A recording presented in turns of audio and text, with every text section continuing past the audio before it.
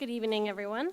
I will call to order the Special Board of Education meeting workshop for October 2nd, 2024.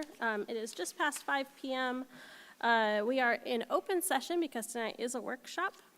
And just a reminder that closed session will immediately follow, and this is being live streamed on YouTube. With that, could we please stand for the flag salute?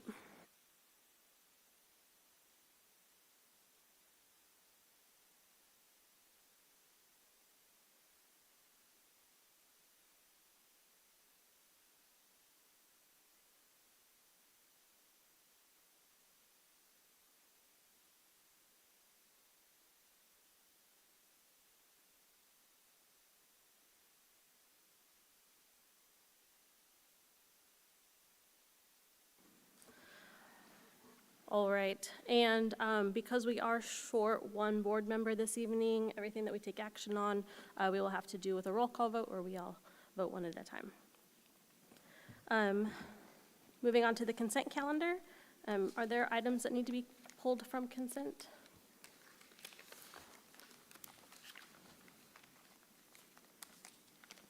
It's a short one.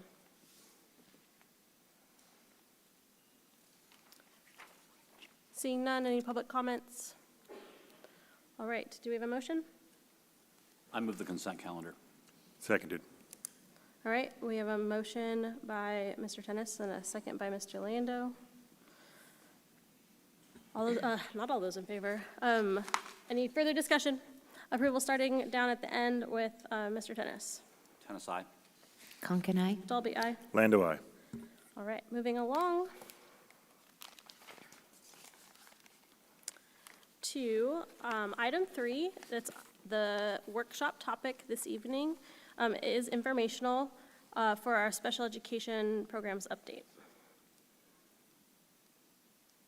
for 2024.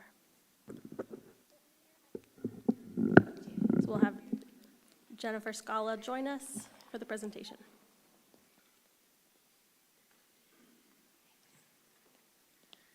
Okay, good evening. Thank you for putting me on the agenda to talk about something that I love dearly, and that is our special education programs. And so I have to thank Mr. Pedro Caldera, Director of Secondary Education, and Ms. Heather Cifuentes, Director of Elementary Education. They helped be part of my planning for tonight, along with working with all of you on what you would like to hear about. So I want to just begin with saying we have unequivocally the best special education staff that I've had the opportunity to work with in a really, really long time.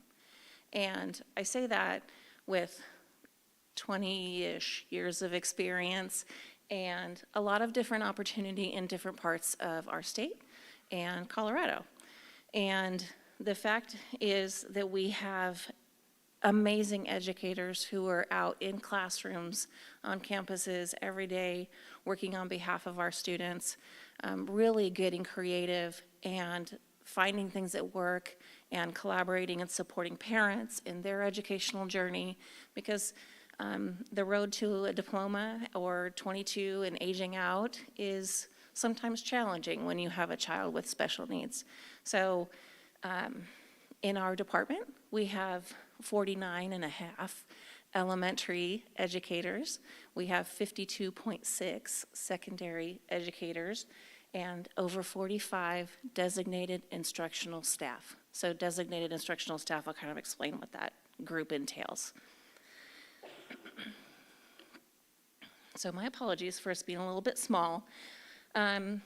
We have broken down special education in the past 3 years into 2 separate broad categories, and it is a continuum of services from mild to moderate. So we used to have resource programs, special day classes, all those pieces.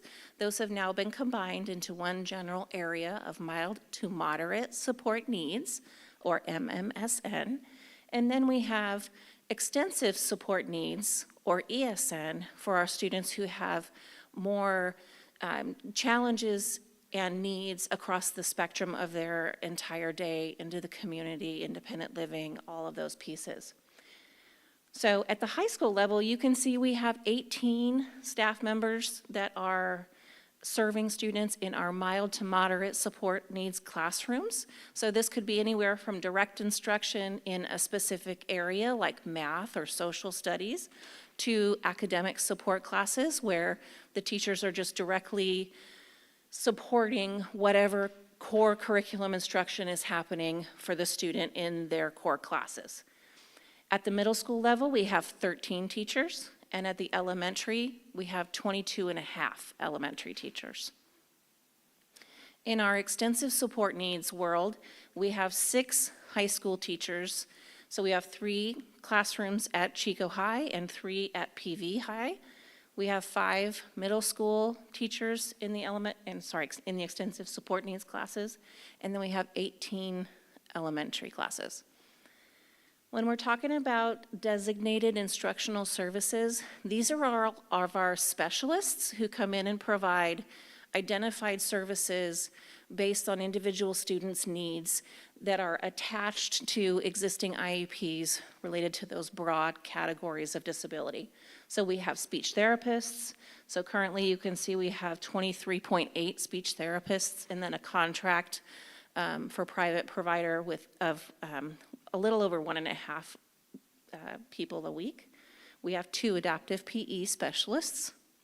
Occupational therapists, we have almost 5. We have an orthopedic impairment specialist, so it's helping students with movement, getting around safely aligned campuses, transferring from chair to stander, all of those kinds of pieces. We have 1 specialist in that area. We do contract out for our visual impairment services, or VI services, our physical therapy services, and our deaf and hard of hearing services with BCOE, because those students are really low in frequency, so it makes much more sense in terms of us working with a contract through the county office where they hire the employee and they come work with us. We have educationally related mental health services, so this is therapeutic work that clinicians are doing with students, and we have 5 in the district. We have healthcare services with 6, a little over 6.5 registered nurses on campus every day that are providing a wide variety of medical services and needs on campuses, 17 psychologists, and there's more. Like we said, there's a range of programs and services in the district, and so along our continuum from mild to mod and extensive support needs, we also have programs that are working full inclusion where students with special needs are in their general ed classes with support or accommodated in any way that they might need. That's a little bit different than co-teaching, where we have 2 teachers that are co-planning and co-preparing and presenting lessons throughout the day. We have co-teaching that's occurring at Chico High. So that's a newer model, and it's very exciting. We have an extensive preschool program that currently serves all children from the time that they are just about 3, so 2 years, 11 months, until they become TKH eligible. So we have 8 teachers doing that work right now. We have this year, brand new, the Chico Adult Transition Center. This is for our students who are 18 to 22 years of age, and 4 teachers are working within that program with all of their support staff. We have 3 access classes, which is support classes, special education contained classes for our students who have emotional disabilities. And so oftentimes our clinicians are tied to these access classes at least half of their week so that our students in need have access to a therapist on campus. So we have 1 at the elementary level at Hooker Oak, 1 at the middle school level at Marsh Junior High, and 1 at PV High School. And as I mentioned before, we have the BCOE programs for the deaf and hard of hearing. So students who are deaf and hard of hearing have to or are allowed to have access to their deaf community, and that community for the county of Butte is in Durham. We have the BASES program and I wish I could tell you what BASES was an acronym for. It's a program through Butte County Office of Ed, and it is a highly structured behavioral and therapeutic program for students who have difficulties with behavioral and emotional regulation. They currently have one classroom for high school students. It's staffed very similarly to our access classrooms for students with emotional disabilities, except it's not on a comprehensive campus. So that can support students in that realm.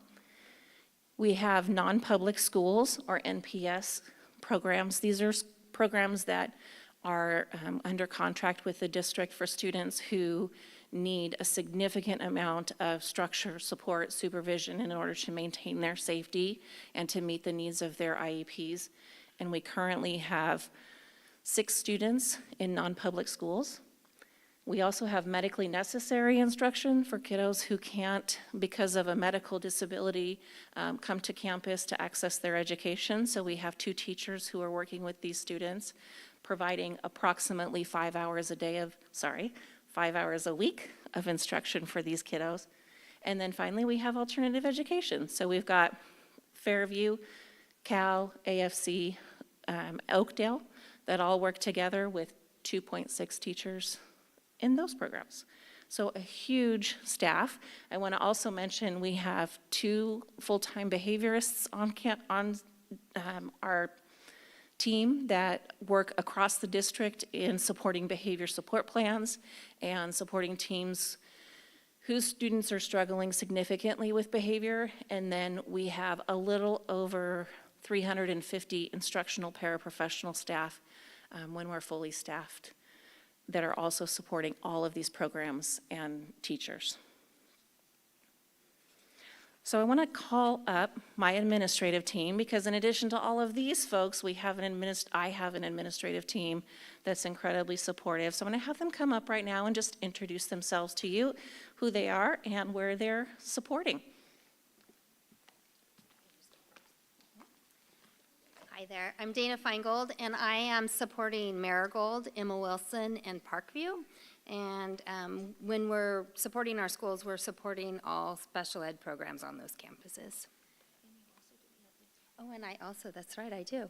I also do ELD for our special ed students, making sure their IEPs are correct, making sure they're in the right assessment, and so I just do all the special ed parts of ELD. Hi, good evening. I'm Joanna Meng. I am one of the coordinators, and I support the special education programs at our 3 high school sites, PV, Chico High, and Fairview, and I also am the site administrative lead at our Adult Transition Center. Good evening. I'm Gina Payton. This year I am the coordinator of 3 elementary schools, Shasta, Hooker Oak, and Citrus, as well as our access programs at the elementary, junior high, and high school level. And I'm providing the professional development for our IB and IPEN staff. There are kind of behavior aids within the program, and we do that just about weekly. Hi, I'm Dustin Hawley. I work with Little Chico Creek, Chapman, and Neil Dow as a support service. Hi, I'm Morgan Dar. I'm a project specialist, and I provide services for Marsh, Chico Junior, and Bidwell Junior High. We should go as one, because I'm the first Sarah V. I'm the preschool project specialist, and I'm helping support coaching at that level. And I'm the other Sarah V. I'm Sarah Van Wert, and I support the special education programs at McManus, Sierra View, Rosedale, and Forest Ranch. They're going to come back up in a few minutes. So one of the things that we've been working on this year is in response to concerns about growing changes in behavior, difficulties happening on all of our campuses, is ensuring that these folks are on campuses every single week. So we don't have anybody that's on a campus all day, every day, but trying to really ensure that they are available when a call is needed and on a scheduled basis to provide support.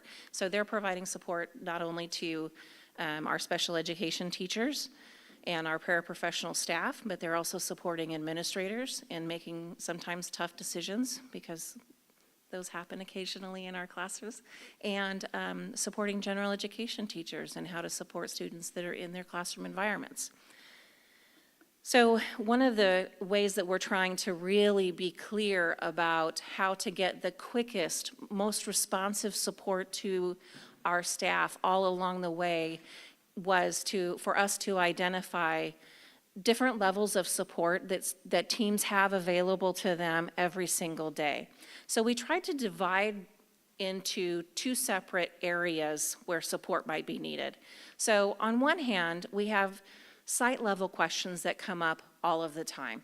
So this could be as simple as, hey, my heater's not working and it's cold in here, to I have something's going on and the technology's down and I need some help. So trying to direct our staff to, when there's those logistical things that are specific only to your school, here are all the ways that you could get access to help on your campuses.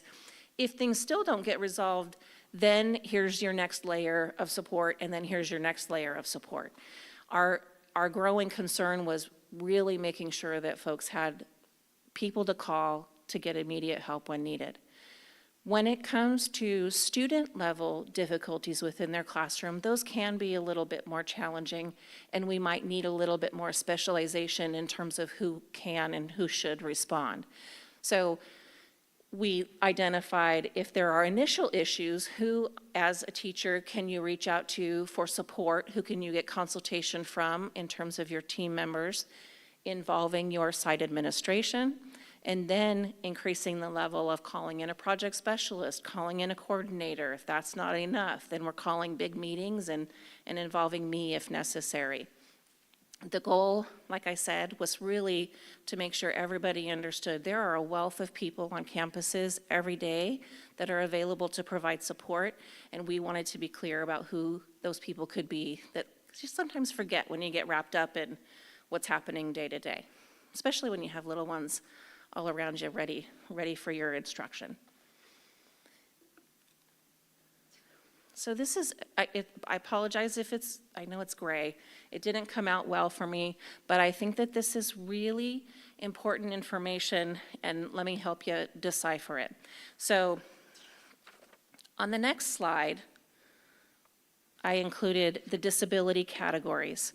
And so if you look at this, the disability categories, the codes, those correspond directly with the codes that are along the top. And so you can see we have 13 disability categories in the state of California that we follow. And you can see from 2007 all the way down to 2023-24, the number of identified students within each of those columns going all the way across, showing our total special education population from 2007-8 all the way down to last year. As you know, today is Seabeds Day, which is our day of calculating, here's our initial number of kiddos. So I can report that today, when I ran my report, our number was 2,298. So again, another big jump from 2,033 last year to this point in time this year. So there are a couple of things I want to draw out to your attention. Number one, MRID, that is the same disability code, but in 2013-14, the state and federal government renamed that code from mental retardation to intellectual disability. So that's why you see that code change at that point. So that's the same number that we're talking about. I think for a lot of reasons, healthcare, all these other quality diagnoses, getting things a little bit more clear, we have seen a pretty good drop in students identified with intellectual disabilities from 2007-8 to 2023-24. Our hard of hearing students have also dropped, but we've seen kind of an ebb and a flow of that disability area. Our deaf students have stayed pretty steady.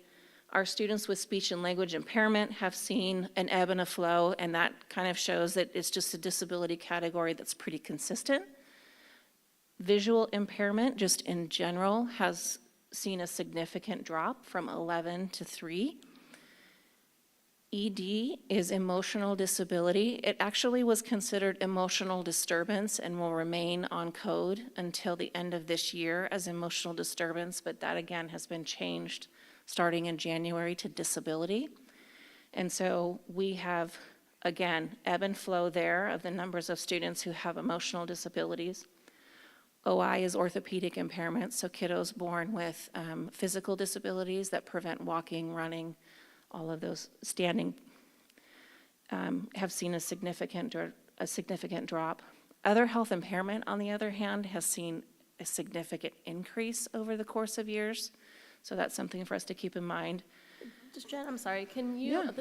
that category always kind of throws me off a little Yeah. bit because it's It's a obviously catch big. somewhat, Right. Yeah, yes. so could you maybe give some minor examples of that?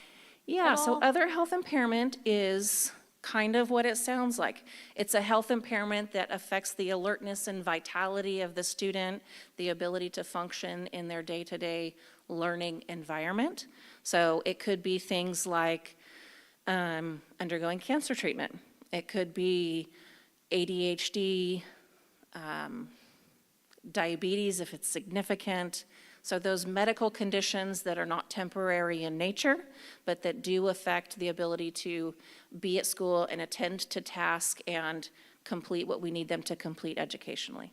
I'm sorry if this is somewhere else in your presentation, but so I know some of those qualify for usually like the 504. Yes. And I know that the 504 and the IEP are different.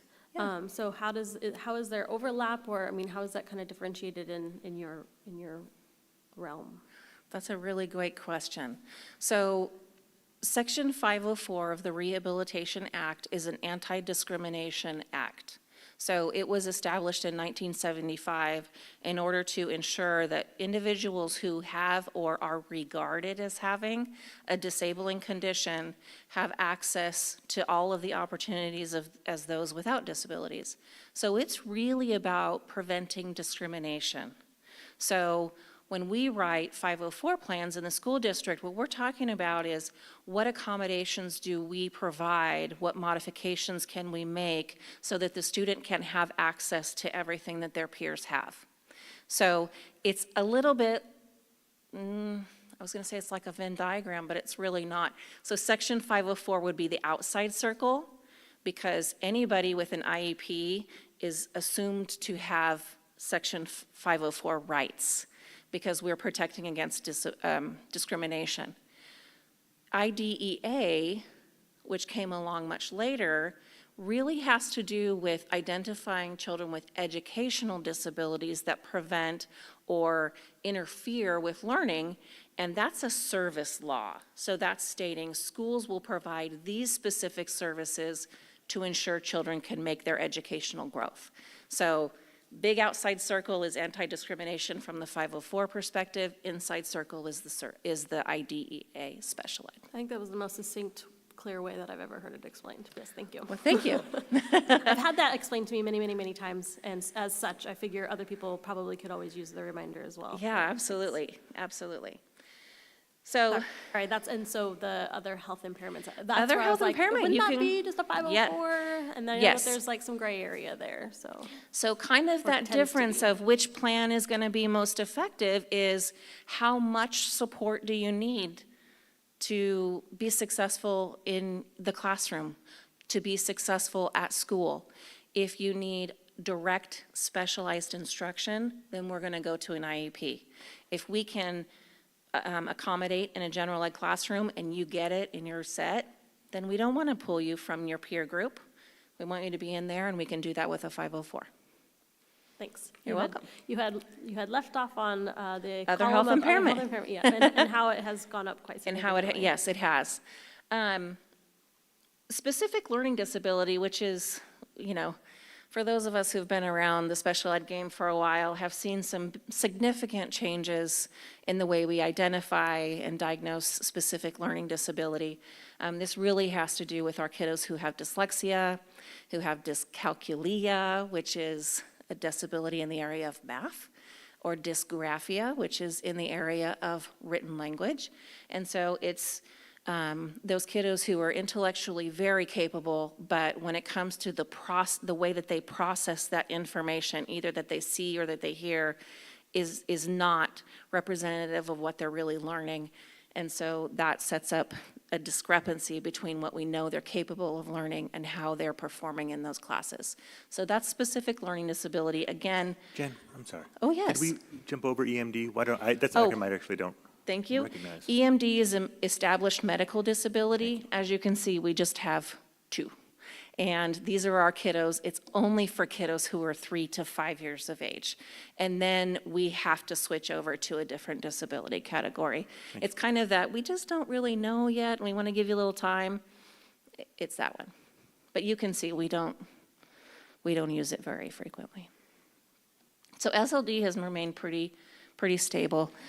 Deaf blind, which is DB, we are fortunate. We have not had any students with both disabilities in that area. MD is multiply disabled, so this would be a student who is deaf and autistic, or orthopedically impaired and intellectually disabled. So it's 2 broad categories of developmental disability that work together.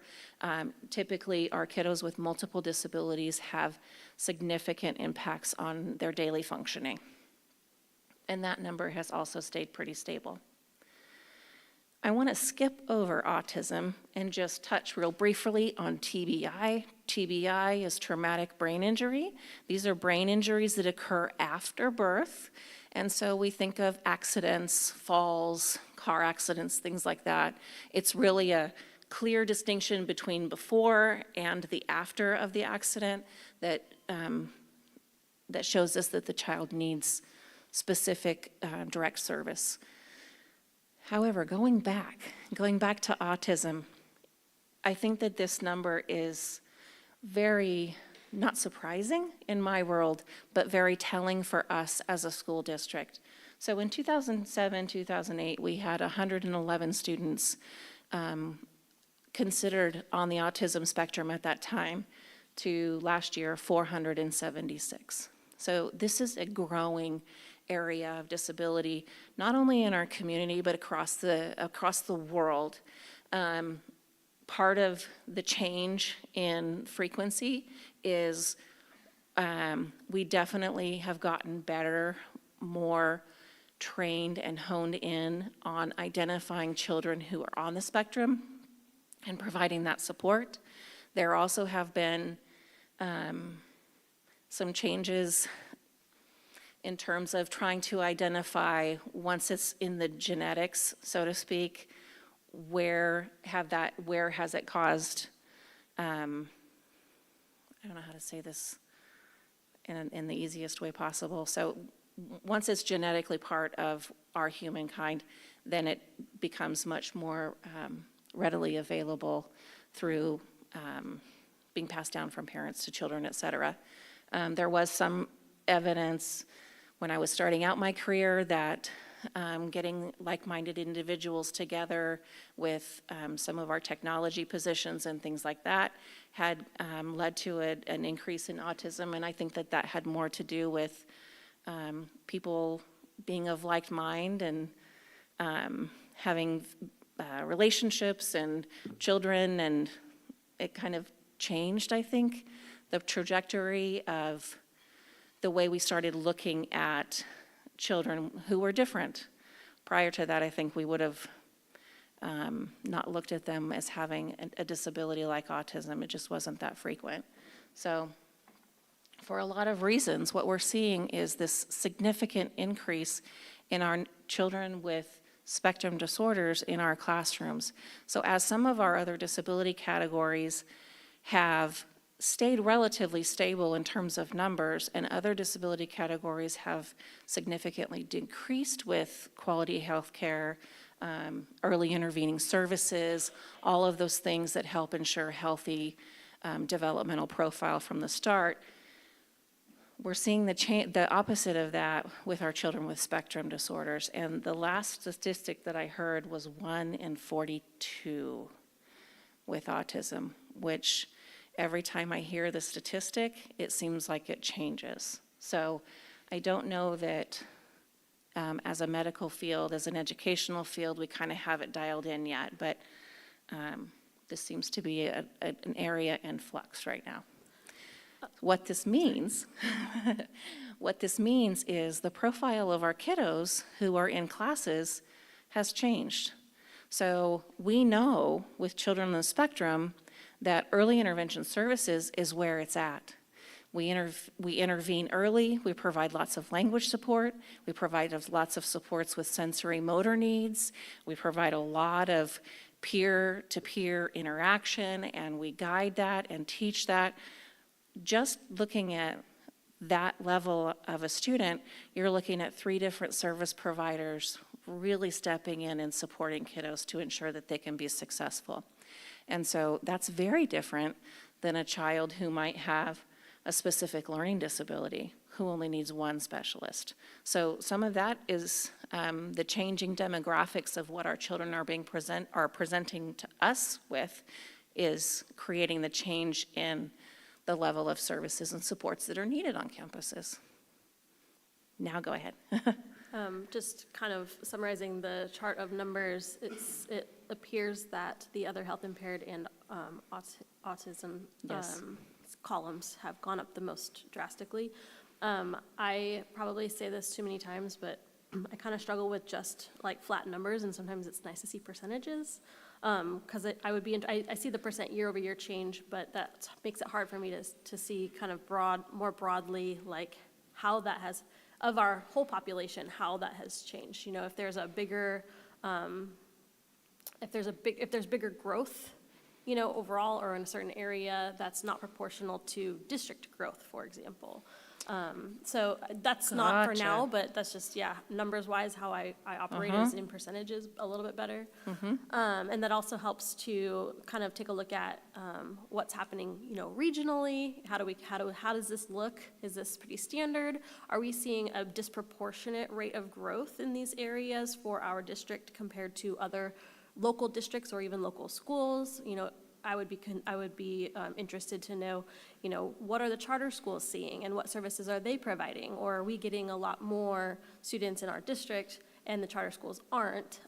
Because I know that there are, anecdotally, I know that there are families who decide to send their students who need special services to Chico Unified, but then their typical children, they send to a charter school, which essentially siphons off that, you know, some of that money that can help support those services for our broader special needs people. So, you know, kind of on my soapbox issue is how that impacts our district disproportionately when it comes to being able to provide services to our students with special needs. I would be happy to dig in and get some more data for you. I have to say kudos to Jacqueline Kruger because she's the person who's been tracking all of this data for us for the past 20-something years. This data is really hard to come by, believe it or not, in my world because our special ed data that we monitor is daily. It's live data. So one day I might say, oh, it's this, and tomorrow it's different because kids come and go. And however, I would say comparing us to our SELPA, us to our state, the trajectory, the trend of the numbers is very consistent. I can happily send that data out to you to compare where we are with this in comparison to both Butte County and the SELPA. The charters are a little bit different in Butte County in the sense that they're not part of our SELPA. So I'd have to do a little bit of digging, but I'd be happy to if you'd want me to. And I can just pipe in here. As far as percentage of our total enrollment, I'd say 10, 12 years ago, our students with IEPs were about maybe 12% of our total enrollment for the district. And at 2,300, what you just said, that puts us over 18.5%. So the students with IEPs is growing at a much faster rate than our general overall enrollment is for the district. Thank you for that bottom line. We do have a lot of really great data people in the We room do. who have snapshots of different aspects of this Yeah. data. So shout out Yeah. to all of the folks that are following the numbers. Yep, definitely. Okay, so one of the things that you had asked me about was, what are some of the things that have changed since I've stepped into this position? And so that's what I wanted to bring to you tonight, to talk about what are some of the things that are different. So special education, as you know, is a program in evolution. So best advice I got from Dave Scott when I accepted this position was, Jen, special ed is all about evolution, not revolution. And so I've taken that to heart, and every day I keep focusing on, okay, a little bit better every day. That's what we do. And so I've divided it as much as I can into two areas, elementary and secondary, because they don't necessarily overlap 100%. At the elementary level, we have been adding staff. So in response to the needs of our changing student bodies, we have 9 of our 12 elementary campuses that have a full continuum of services. So something that is very near and dear to my heart, I'm very passionate about, is our kiddos get to go to their home elementary school and be with their neighborhood peers as much as possible. And so 9 of our 12 campuses have mild mod services through ESN services, TK through 5th grade. Because of some facilities limitations, we have a couple campuses that only have one ESN classroom or one extensive support needs classroom, or don't have any extensive support needs classrooms. But I am really pleased that we are this far into the progress with students being able to stay in the school that they've started in and built relationships with those peers. In addition, we've been fortunate enough to have 2 all special ed staff program days. So in August of 2023, I was able to bring all special ed teaching staff, support staff, everybody together for a full day.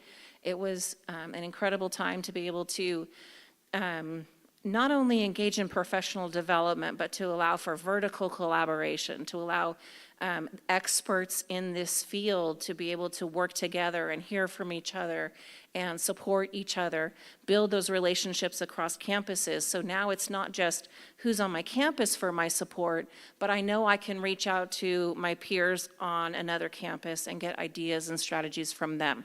So putting many heads together. We were able to accomplish that again this year in August of 2024.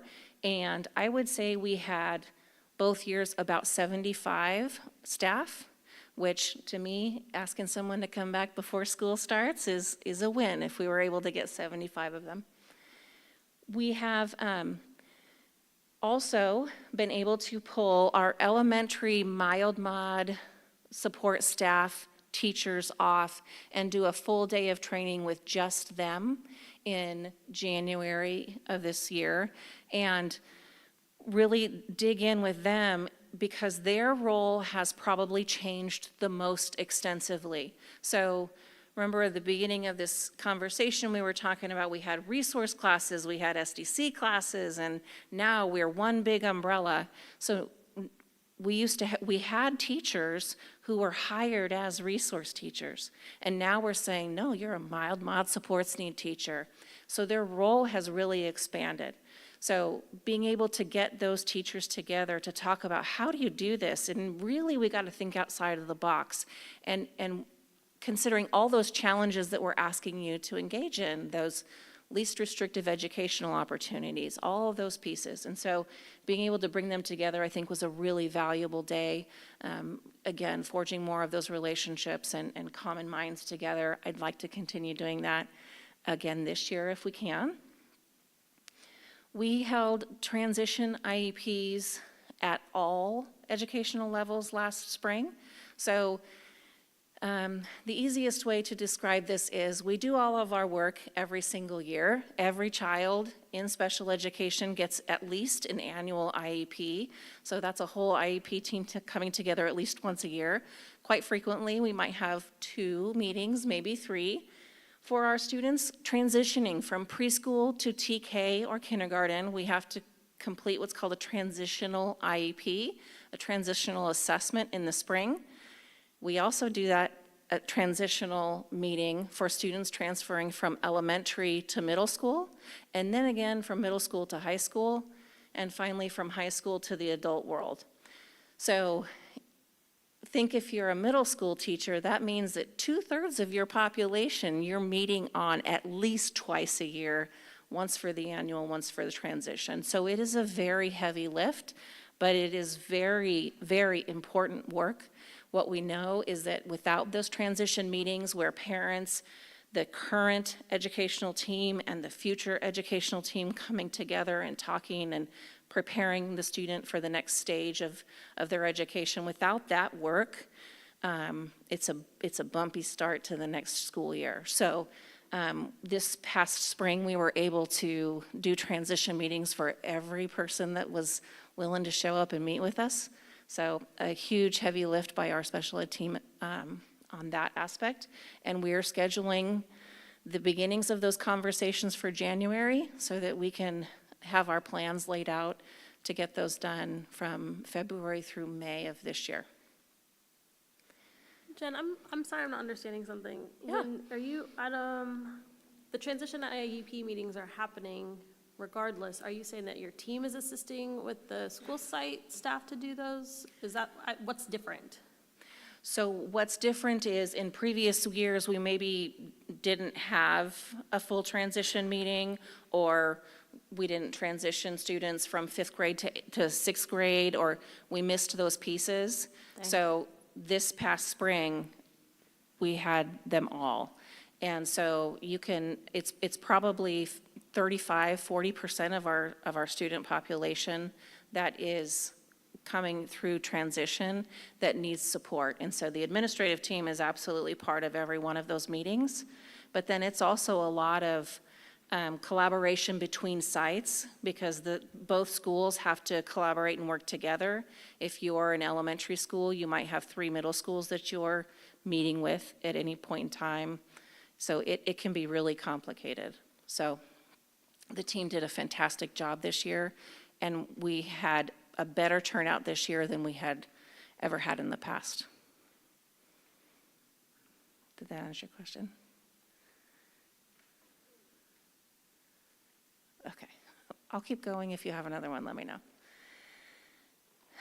Last year, we also did, with the help of Mr. Shepherd, a lot of work in changing our delivery model with our speech services.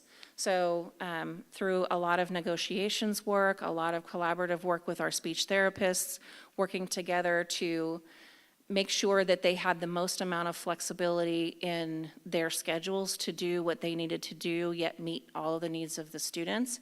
We changed the method in which they're delivering services, and so it might sound like a little thing, but speech therapists who are writing services of X amount of time per month transition to a yearly schedule, so that they're offering parents, these are the amount of services that you're going to get for the whole year, and that allows them to have flexibility and make up sessions when needed and get all of their case management work done and feel supported, because our speech therapists do a lot of work with caseloads upwards of 40 in the preschool and 55 at the elementary, secondary level. And then the last one for elementary is our Loma Vista Early Learning Center. So we are currently in a state of flux, as you know from hearing in a previous board presentation about universal pre-K and the change from preschool being 3- and 4-year-olds to preschool being more like 2- and 3-year-olds. And so part of special education requirements now also include that our preschool age youth have inclusion opportunities with their typically developing peers, just like everybody else. So, and the state is monitoring our inclusion levels just like they do every other level in the district. And so with the help of Sarah Valim over at Loma Vista, Margie Starkey and Shawnee's Heath started it last year, and then Heather Cifuentes and Kathleen Corbett, working with Sarah this year, have really started implementing an inclusive campus where all of our state preschool classes are at the Loma Vista campus. Loma Vista is no longer considered a special ed program or facility. It's now a preschool program, preschool facility, and then our preschool students are part of those classes with support from special education staff so that they can be successful. We're still kind of trying to adapt and evolve with some of these changes to ensure that our students, if they're not able to get into state preschools, they're able to come in and get services met and able to make progress in all of their goal areas. And Sarah's kind of taken the bull by the horns and adjusted and moved and grooved with changes that have happened, and because numbers are high, right? You build programs and they show up, and so that's what we've consistently seen. And so our state preschool classes are full, but we're still creating ways for students to come in to Loma Vista to get their education, to get their service. So I did attach a little link here for you. It's called Cal ESSE. This is brand new. It's not maybe a year old. It's developed by the state of California, and it's early childhood special education programming, and it is basically guiding everything that we are evolving into in preschool special education world, and it's changing all the time. Questions?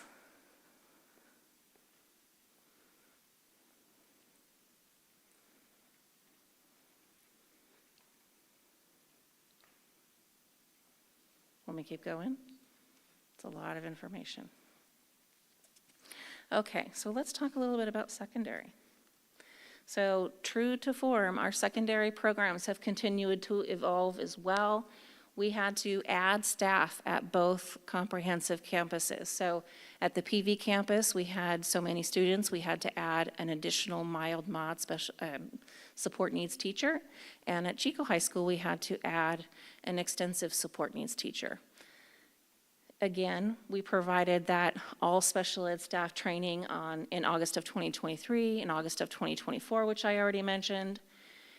In line with providing the mild mod day for everybody in mild mod elementary to get together, we have planned already for November the 5th, a training day for secondary extensive support needs teachers to get together.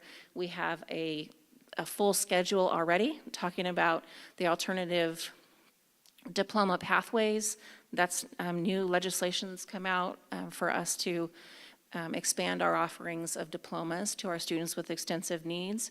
We're talking about curriculum, we're talking about vertical planning of instruction, work experience, transition to adult life, all of those exciting things. So that's planned for November the 5th. Transition meetings, again, added that in terms of the success rate with the number of transition meetings we were able to have. And then we've started having conversations this year about expanding our work experience opportunities for students in our ESN level classes. So I don't know how many, if you guys remember, many years ago, we would have diversified occupations through the ROP program where we had classes for students to take where we would get them work experience in the community during their high school day. And it was a 2-period block, and students would go out and basically get work experience. It potentially led to jobs. Somewhere along the way, that funding was cut by the state. I can't remember when.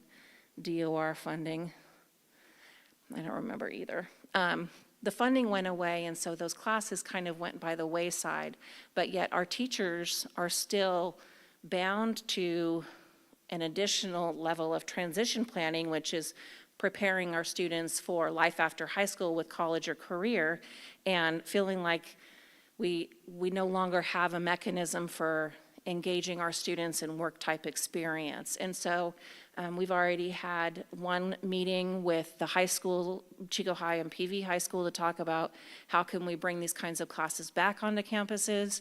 We have another schedule with the adult transition programs, because that's everything that they do in the Adult Transition Center all day long, to make sure that what's happening at the high school is setting up and aligned with what needs to happen for the students to be most successful in work experience in the Adult Transition Center.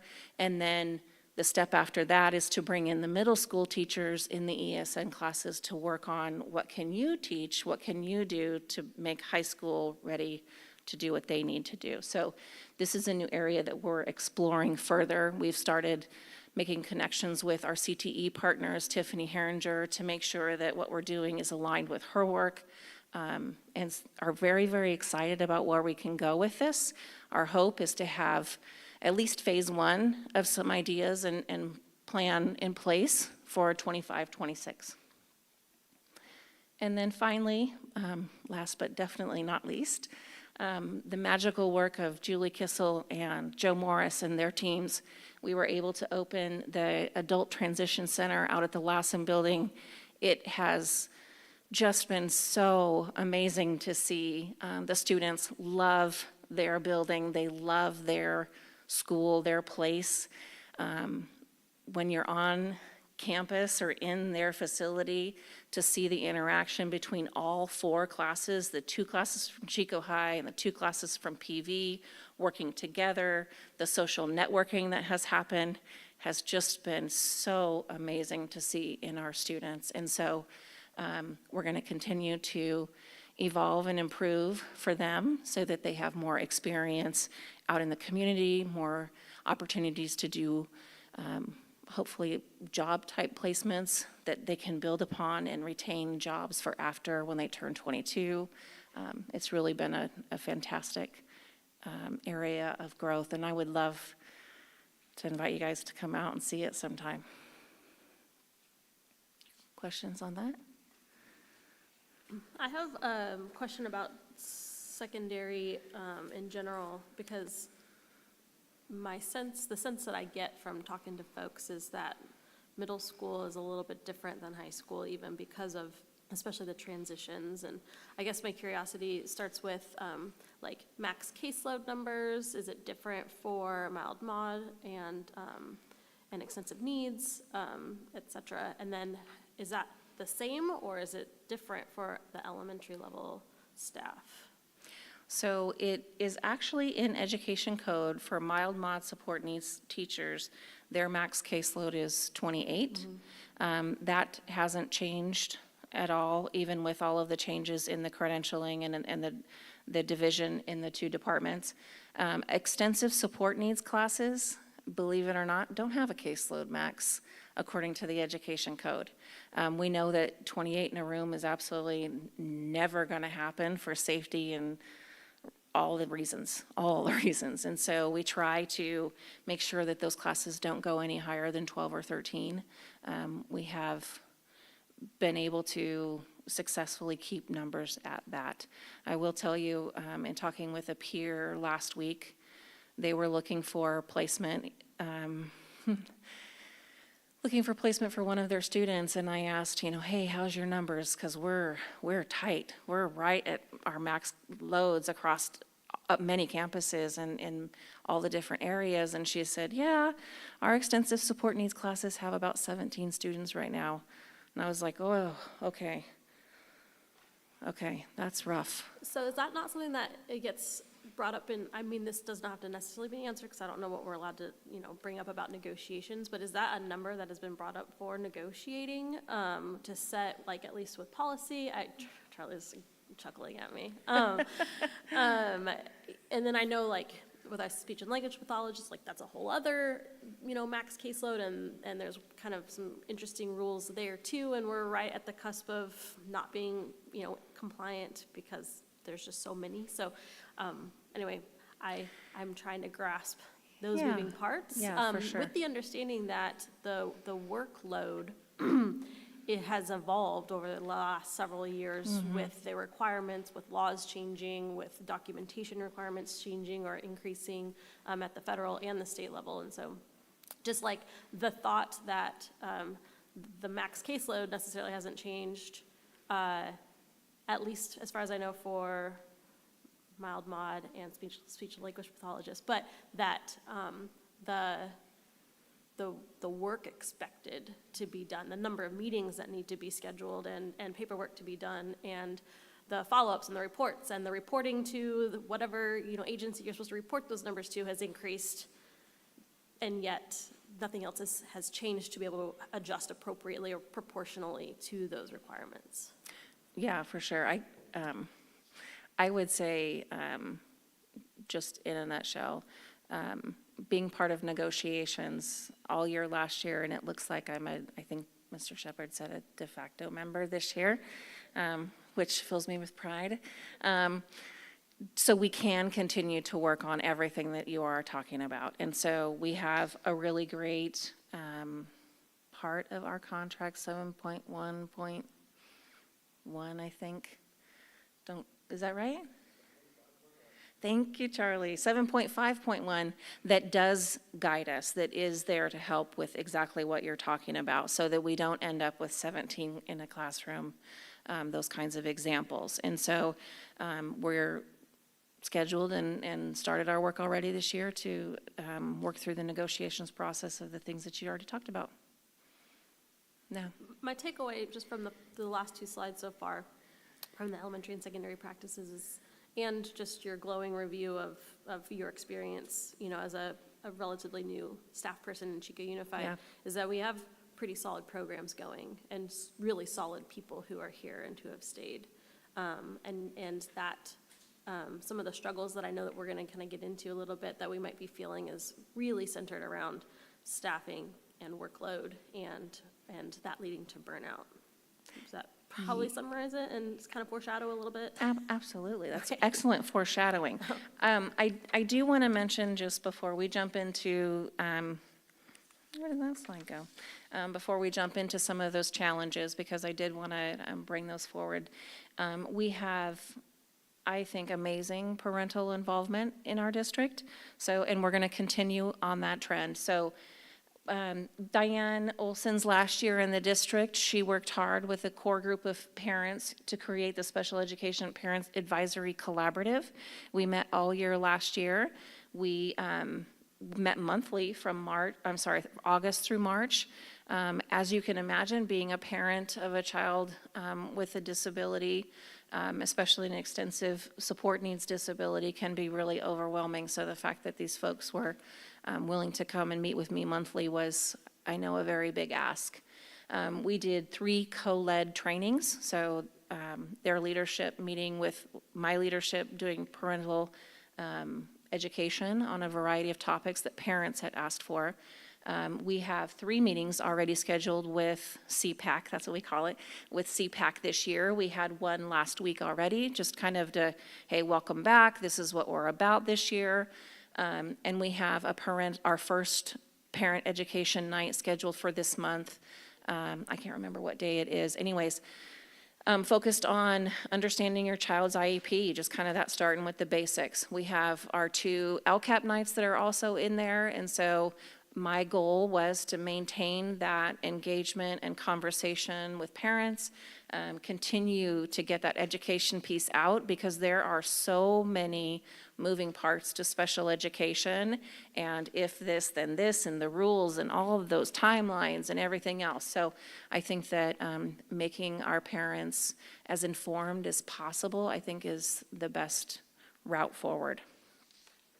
So in addition to those, I did want to mention we have a few more other accomplishments. I already mentioned SPED admin on campuses. That's been a huge thing for our administrators this year, and they're incredibly grateful for.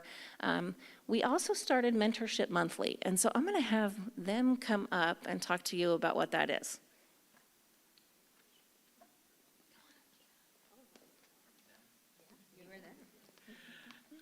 Hi, my name's Dustin again, in case you forgot. So let me just summarize the thought process about monthly mentorship. So basically, starting off as an ed specialist is really difficult. It's always evolving, and it's just a huge, overwhelming job for a lot of people. And so we wanted to kind of help guide the thought process in learning about this difficult position. So the monthly mentorship starts off with kind of like a training, and then it's like a meeting, and then a collaboration. So the training will be something that's kind of in line with what they're learning at the time. Our first one was about building relationships with families, and then going through the IP meeting and what that should look like, what you should bring for it, and how to conduct a meeting. And so after that, we'll figure out what the next need is, and so we put a survey out, and then we find the needs that they have, and then try to address those needs. Then we have a question and answer period after that training, so it's open up to a group. It is open to all teachers, so some veterans will be there too, as well as the new teachers, and sometimes it's very empowering to hear a veteran speak and ask a question that a new teacher has as well, right? And then we can break off, and that's the collaboration piece where they can ask specific questions to veterans or project specialists alike. And that happens once a month. Is it, it's optional? So the expectation is that new teachers come, but it is optional for veteran teachers. So it's at expect, so they're required to, It is mandatory, but then, sometimes the need for a campus meeting, that need is more important at that time, and so then we can collaborate with them about what happened at that training, but then they'll be on campus with their administrative. so it's done at another time that they would otherwise be in a meeting already? Yeah, Their training or it's workshop? a meeting time that's already within the. We worked with our principals and went to EAC, we worked with our principals and EAC and looked at a bunch of dates, and together collaborated with our principals on what date would be the best for them throughout the year, so. Is it in person? It is in person, and we meet at the Lassen Building. Gotcha. Yeah. Is it challenging for folks to get to that from their school sites? Last month it was not. We have worked with Charlie and the 15-minute for called meeting time. And so we have it start at one time, and then we wait until our Shasta group gets there, and then we start the meeting. So we do work with. Any other questions? No. Thank you. I did the secondary monthly mentorship, and secondary is pretty unique in comparison to elementary, some of the things that they need specific training with. And we held it at PV because that was where one of our brand new teachers, it was easier to get to him than it would be to Chico High due to all the traffic in that area. PV's got that great parking lot. We require them to come if they're first year. It can be recommended by admin if they're second year, and then we open it up to everybody. The secondary, we had teachers that have been teaching for 20 years come, and we had the same topic as secondary, but we did kind of start, how is it going? What are some challenges that you are facing so far? And made sure to get that feedback and address it before we went into the topic so that their specific concerns at that very moment could be supported and answered and heard. And then we went into the same topic as they did for the elementary. It's the same day because it is during that called meeting time, and it's put out in advance. And then we did at the secondary level just kind of talk about what is difficult about IEPs for that first one and making those connections, and then provided resources that we have in the district and made sure that they had access to all those resources, and then they were asking questions about them. It was really a small group, and so we could get pretty interactive and have a pretty good start. Next month, it might be different based on the feedback of the topic that we get that secondary ones in comparison to elementary, but the topics are all going to be the same. They just might be different months that are being requested by elementary versus secondary. Do you have any questions? Yeah, it's just ed specialists in those trainings. It was open to psychologists, SLPs, so speech and language, OTs. It was offered to anyone who wanted to come, but there are separate monthly mentorships specifically for school psychologists that Joanna did as well. Gotcha. Hi, this year I'm facilitating the school psychologist monthly mentorship for our new school psychologists. This year is a little bit unusual. My background is in school psychology. I've been a school psychologist since 1998. And in my experience in Chico Unified, in a typical year, we might have 1 or maybe 2 new school psychologists join our team. This year is a bit unusual. We have 6 brand new school psychologists that have joined our Chico Unified team. So 4 of the 6 are brand new to the field, just fresh out of graduate school. So there's a great deal of training and mentorship that is required for our new school psychologists. Our school psychologists are really our special education leaders on our campuses. Being a school psychologist is a very complex and specialized role, and so our school sites depend on our school psychologists to be leaders on their campuses for special education procedural and practical matters. So I meet with them once a month.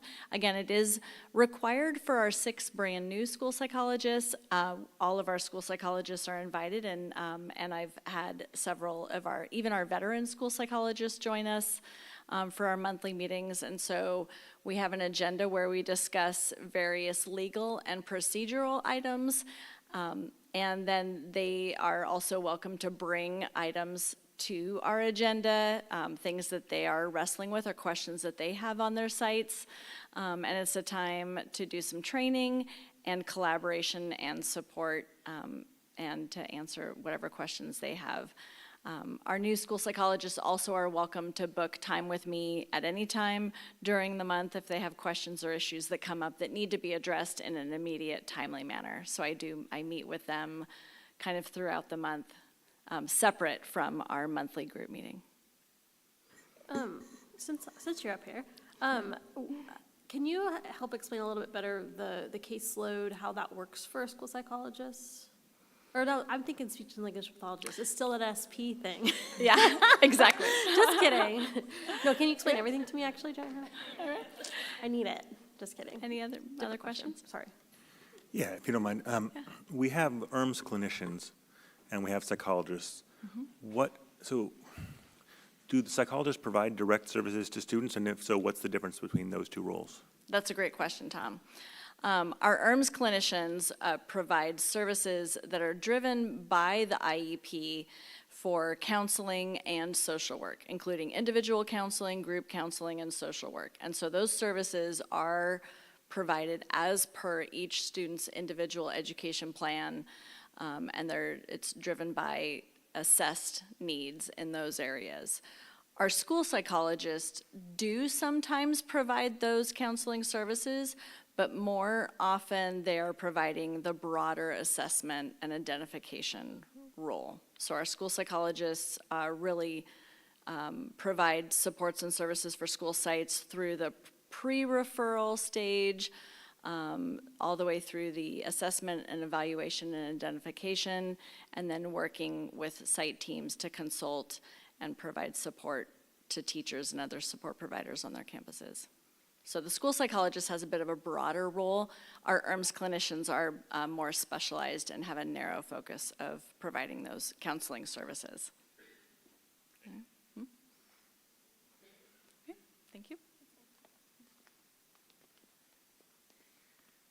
So the idea was born out of one of our challenges, which we'll be talking about next, but we've so far meeting with our folks monthly, we're trying to ensure that they have support throughout their entire first year rather than just at the beginning of the year. So we also last year, continuing along, working with negotiations and CSEA had created 3 different levels of IP or instructional paraprofessional support. And these are folks that are in classrooms, instructional support to our special education teachers, our general education teachers and teams. And so I'm sure you remember the intensive behavior interventionist, or IBI, that's part of our behavior intervention team. And those folks are now identified or assigned rather to a specific campus. We have one on every campus. And so they can provide direct intensive behavioral support to students in need on those campuses. Those providers work with Gina Payton once a week doing extensive training. So I believe we have it on an every other week schedule right now, where 1 week it's asynchronous learning where they're doing lessons through a Google Classroom that she has set up with them.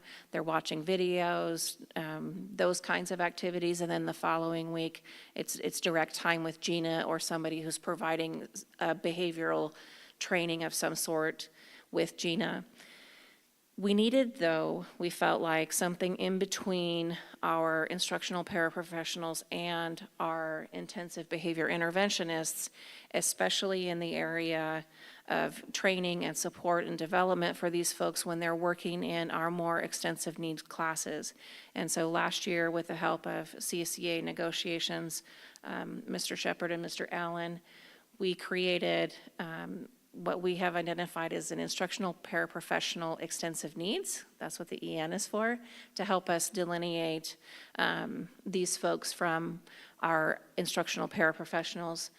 Our IPEN staff receive once a month training from Gina and can participate in more as they wish, but we're providing that ongoing training for them throughout the school year. So the goal is really to provide much more extensive training to our instructional para staff across the district, get more highly trained folks on campuses to support the challenges that our students are bringing to us.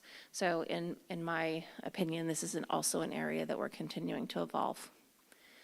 And then lastly, we have a grant that is working with CSEA, or the California School Employees Association, and this has helped me tremendously when we're in hiring of instructional paraprofessional staff, when we're talking with those applicants about coming on board with Chico, having a grant like this that we work very closely with Dr. Erin Whitney at the School of Education and her partners over there, to be able to say there's also this opportunity with Chico State to become a teacher and move in that direction has been really exciting for some of our existing staff, and it's been a carrot, so to speak, when we're interviewing for staff that are coming through for instructional paras, which, as you know, we always need. And so this has been a hugely helpful program to have available for them.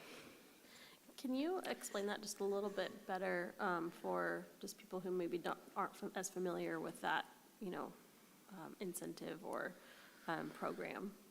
Yeah, absolutely. So I'm looking at Charlie or John, correct me if I'm wrong. So the School of Education with Chico State has been working closely with our area in incentivizing young people to go into the teaching profession. And so they assist with grants and things like that. And when you're a CSEA employee, they're working alongside of us to really kind of smooth that trail out for them. And you're not wrong. Everything you've said is Thank you. spot on. Fortunately, we have a grant writer that used to work for us that now works for Chico State, and she realizes the need. So she has been focusing on increasing the number of candidates, and so it benefits Chico State as well by increasing the number of candidates entering their program, and utilizing our classified staff as a pipeline to draw interest into the profession first, while being paid, right? Not just an unpaid internship. And then once they start working with us, there's some paperwork, obviously, they need to fill out to be involved in the program. There's some verification, and I think it's an 18-month criteria for them to be involved as an IP, and then they're eligible and supported financially to enter the Chico State program. There's There are some challenges with that, just I don't want to paint the rosiest picture, because obviously they need to have their BA and their BS to, or their BS to get into the credential program. But at least it's a variation of a paid internship. Okay, so just so I'm getting things clear, is it just for instructional paraprofessionals, or is it IPs, IPENs, and IBs? Any of Yes. those classifications. Any of those classifications can, once they're, any of those folks who are employed by Chico Unified in those positions can apply to, if they have the prerequisites to get into the ed specialist program, to go through school to become like a mild mod or extensive needs teacher? I or don't staff? believe that Chico State limits it to just special ed. No, It's they just don't. education, Just become a education in teacher. general? Yeah. Yeah.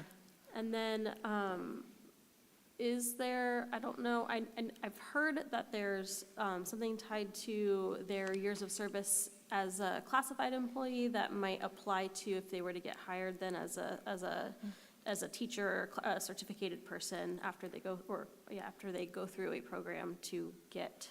Is that something that's in negotiations or has been talked about or is in process? Just to kind of incentivize that internal kind of cycling, you know, of bringing our own folks up and retaining that staff who has a lot of institutional knowledge. I can speak to that, and Charlie, jump in if I missed anything. Typically, it's 14 years is the max to bring people in. However, it could be years of experience in an LEA, local educational agency, and we also have the option of including vocational experience. So that's really a case-by-case basis. The only thing I'd add is, and our negotiations are completely open, is CUTA is negotiating or advocating for a more specific pathway for someone who has experience as an IP or IPEN or IBI to get credit for that on a salary schedule, not necessarily on a one-to-one year basis, but to recognize that service either locally or in another district. But again, that's in negotiations right now. Okay, And so sorry. So you go. Yeah, that falls underneath that vocational experience we've been talking about. Yep. So it's not quite set yet?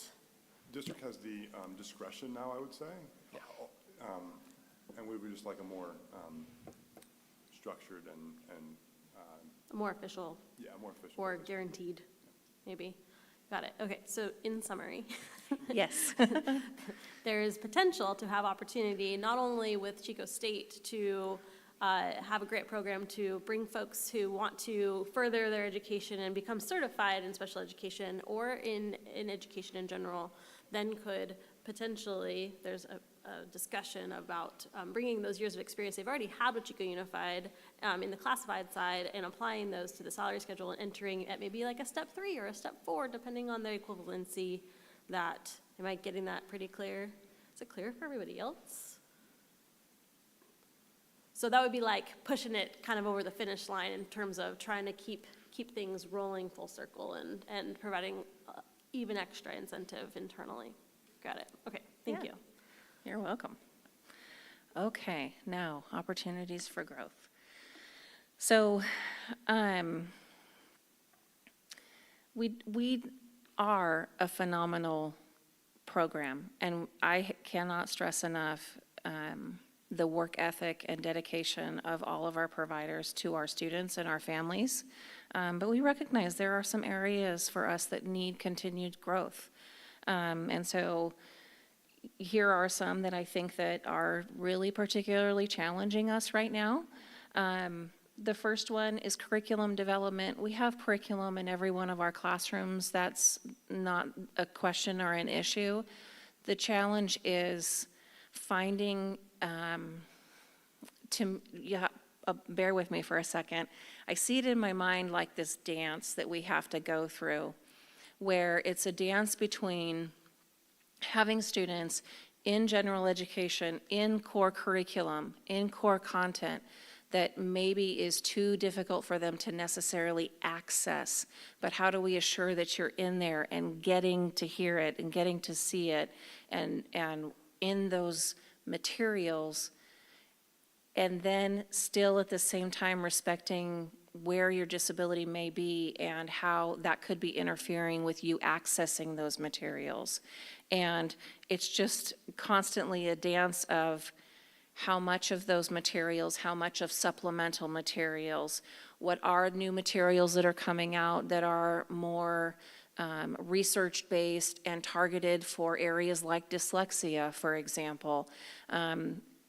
It's just a continued dance of identifying the right curriculum.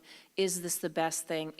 With our extensive support needs classroom, is this the best that we have to offer? We're always identifying, okay, here's an area that's a little weaker for us. How can we bring in more supplemental material? Is there something out there that we don't have that would be better? So this seems to be like something that we can never just rest on. We're always looking for better ways to deliver the instruction that meets that perfect zone of proximal development with our kiddos, keeping in mind the core content. Next, transition planning across the grade span. Believe it or not, this is tricky. We're a big district, and in an ideal world, our elementaries could be collaborating with our junior highs, and our junior highs collaborating with our high schools so that we're all kind of flowing together. That can be challenging in a large district. So getting time for teams to get together outside of face-to-face IEP meetings and working through what students don't quite have yet to be ready for the next level. Those are some challenges that we're running into and areas that we're continuing to try to problem solve. I think our time getting together as teams, so like elementary mild mod teams, the secondary ESN time, that time to get together to be able to talk about some of those issues that we're seeing with maybe gaps in what students are prepared to do when we're transitioning from one stage of their education to the next is an area that we could really improve upon. And that comes with time to work together. And so we're trying to build that in there. A huge, huge issue for us. And I was really appreciative of Superintendent Staley this week reminding me that it's not just special education, but our attrition rates in education are really tough, and it hits hard in special education. We want to do everything that we can to support, encourage, and retain our staff. We know that that it is a very difficult job, and we respect that. But everybody's going a million different directions to get the job accomplished, and there is only so many hours in the day. So how do we keep staff that are doing a really great job in a position that takes a lot out of you? Not only your time, but your investment and sometimes your heart, because sometimes what we try doesn't always work for students, and so that can be really difficult to watch and experience. And so the attrition with our staff is a significant issue. It feels a little bit like every year starting over with a new group of folks and trying to support them the best that we can so that they don't experience burnout, but then at the same time respect the folks who have been in the classroom, on the campuses year after year after year, that they don't lose their fire and their passion for the work that they do. And so it's something that we have to pay close attention to and try to find ways to support them every which way we can. The sped attrition rate in our district, you're referencing both certificated and classified? I was referencing just certificated in my mind at this point. However, if we're to talk about classified attrition rate, that's even greater for a whole lot of reasons. Like that's a whole other huge area that's an issue. One of the aspects of our process that I really appreciate is when positions become available, our internal candidates get first right to that, which is fantastic. And I wholeheartedly believe that you end up in the right position and it's not so much work every single day, right? The challenge is sometimes the special education instructional para jobs are really challenging. And so it feels like, oh, we got a good one, this is gonna be great from our perspective. And then when the employee's like, no, the TK job came open, I'm going over there, it's like, I wholeheartedly respect it, but I'm back in the hiring round now. So that's a whole other aspect to attrition that I hadn't even considered, but you're absolutely right. Are there emerging themes that there's a hunch about why there might be this higher attrition rate in both classified and certificated that we're working on, or that just need a little extra help to be addressed, or does it seem broad? And a follow-on question really was back to the monthly mentorship meetings. Any themes that are coming out from struggles across the board that might be attributing to the attrition? So I would love to answer your question more in the springtime. We've only had one of those monthly mentorship meetings. What I can tell you just as general themes that I'm hearing is our new folks are feeling like they're just kind of, a step or two ahead of the day every time they come into the classroom. And so if you've got kids that are students who are struggling with behavior or emotional regulation, and then you have staff who are sick, unavailable, and so then they're short-staffed with their support staff, combined with I'm still learning this new curriculum, I'm still doing this whole process. Like it feels like, holy smokes, this is a lot to keep up in the air at the same time. And so I think that that's probably a pretty consistent theme. Our seasoned teachers have figured out how to do that juggle, and that's kind of sometimes what it is. And so I think as far as our teaching staff, that would be a pretty consistent theme across what I've heard. With our instructional paraprofessional staff, it is a little bit different because I think that the idea of working in a school, having school hours, vacations and all of those pieces is really attractive. But then when you get into the job and you realize, wow, this is really challenging and every day is something different, and sometimes it's every half an hour is something different. And you kind of have to stay on your toes. It's maybe not what folks thought that they were getting into when they accepted the position. In addition, as an entry-level position, we want people to continue to advance and grow themselves professionally if they want to, and that's a lot of what I see. I see a lot of folks coming in and they're young and they want to learn and be in education, and so absolutely bring them in, get them experience. I wholeheartedly believe it'll make them a better educator, but that in its very nature is going to mean that we're in constant flux year after year. If I can just add to, and this isn't necessarily theme related, but in some ways it's a numbers game. When we go back to the chart that Jacqueline and Dr. Scala have been referencing, the exponential growth in the numbers of students needing services as compared to the number of candidates in the program and them coming out of the various programs in California ready to teach hasn't caught up. And so it's not a Chico Unified specific conundrum, it's a regional, statewide issue that we're wholeheartedly embracing and addressing. I was in a capstone education class last night trying to recruit teachers. And so we're hoping that those numbers, that we start to catch up. That's not an excuse, it's a numbers game right now. I can tell you just anecdotally, when I was a principal at Pleasant Valley High School, my largest department was my English department. For the first 7 years of my tenure there, we had 13 teachers, and my last 2 years, my largest department was my special education department, just from a numbers perspective.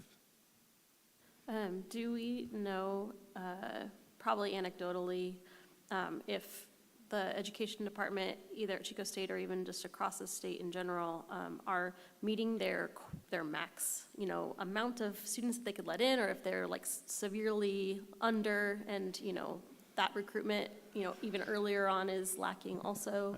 I want to be careful with this I know. because we are being recorded and it's live, but I do know that enrollments have gone down, and the challenges that teachers are facing is real.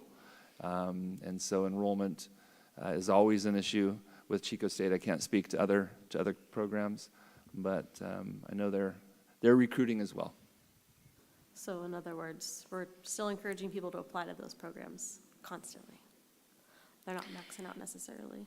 Yeah, you'd be surprised the number of times I say, oh, you want to be a para? Can I talk you into special ed? Let's become a teacher. Let me hire you. Let me work with you in my department. Well, maybe if they have a clear path on how they can Right? ease into it, that would be even better That's right. conversation to So, have.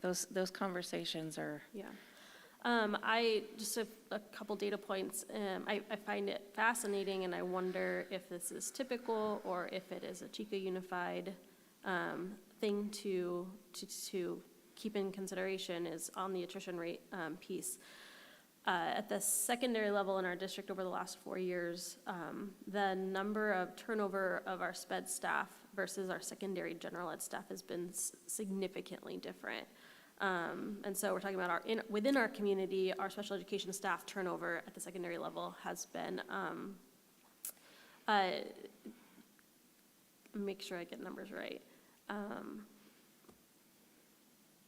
Special education staff, 28% of the people who have kind of rolled out of our district in the special education department are gone because they either resigned or were not reelected or moved away. So they left the district for reasons, versus 10.7% or almost 11% of general ed. So that's a really, really big difference. And so that's something that I feel like is a pretty big point, whether it's a Chico Unified thing or a broader thing that we should be talking about pretty consistently, is keeping staff who can see kids well, right? I mean, it's a problem for everybody, but, take it up a chain of command, I guess, at the state or even federal level. Obviously, there's a lot more bigger issues going on. So figuring out what we can control and what we can do to help that retention rate is obviously on everybody else's forefront of their mind. But as we're talking about budget stuff and adding programs and adding things, I think that's a really important piece to keep in mind, is like we really just need to maybe not try to think about all the great things that we could be doing and focus on how can we make our currently great programs be more solid with less turnover, for example. And this doesn't even touch what the aid turnover looks like. So another stat that I received was that this was a survey done, which I love surveys, you know that I love surveys, that of 92 responses from special education staff last year, 94% said that a sub picks up an aid position half or less than half of the time. So we have a lot of unfilled substitute aid positions, which is a really challenging thing to get when we're already having struggles filling aid positions anyway. And so I would encourage anybody who might be having conversations with people in the community, parent volunteers, PTSOs, any of those folks, if they have a flexible schedule and they can, volunteer here and there, well, maybe just sign up for the sub list and pick up those calls and dig deep and know that you're doing a good job just being there to support our staff and our students, even if it's a hard day, So that's another soapbox moment for us all. well, you already tapped on an issue that's on our list, which is unfilled positions. And so those are the sub positions that you're speaking of, where if we're down staff in the classrooms because we haven't been able to find candidates to accept those positions, and then we have folks out sick, we're basically tapping the sub pool, looking for subs for multiple positions rather than just one or another. And so it is a big challenge every single day, and it's something that, in addition to all the work that the teachers are doing in the classroom, that is something that they then have to sort out. So That's another big challenge for us. I have internships here as an opportunity for growth, not because our interns are not doing the absolute best that they can and doing a fantastic job at it. It's just that when we are hiring interns and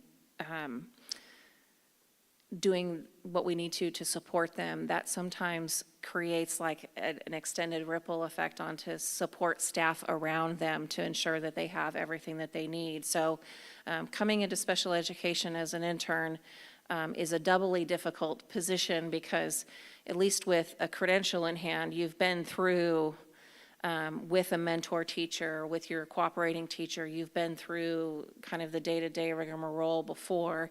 Coming in as an intern, you don't have any of that experience. And so they're relying heavily, and rightfully so, on their peers. So other special ed teachers on campuses, they're relying heavily on site administration for support. They receive a lot of support from the special ed administrative team, just because the special education position has so many different requirements, and in all of those folks that they lean on have a different level or idea around supporting them that they need. So it's working for us, but it has some costs and it has some challenges. And so we're trying to really be conscientious about that when we think about, okay, we're going to bring in an intern. Is this something that we can sustain and realistically support so that we don't burn out the intern before they have a chance to even be a teacher? So it's a balance. It's another thing that we're having to balance.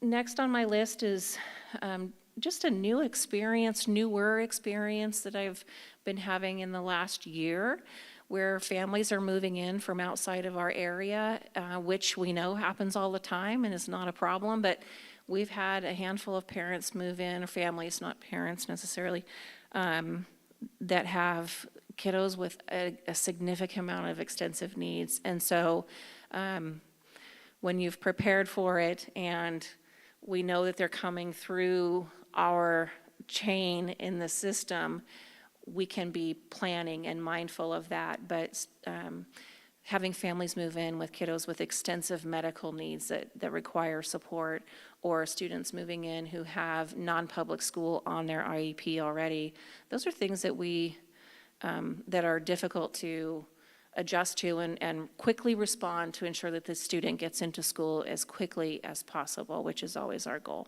So that's been presenting a new challenge, particularly in the last 6 months.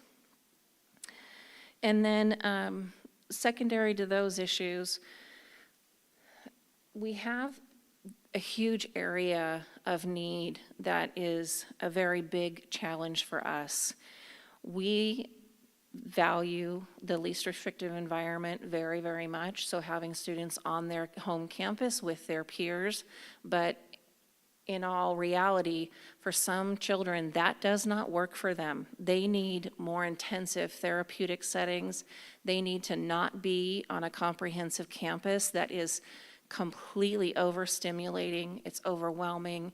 It creates dysregulation and behavior and difficulties for them that are beyond our level of understanding, and we can't accommodate that. We can't change that. You can't change the size of an elementary campus or a comprehensive campus for some of these students, and it's too much.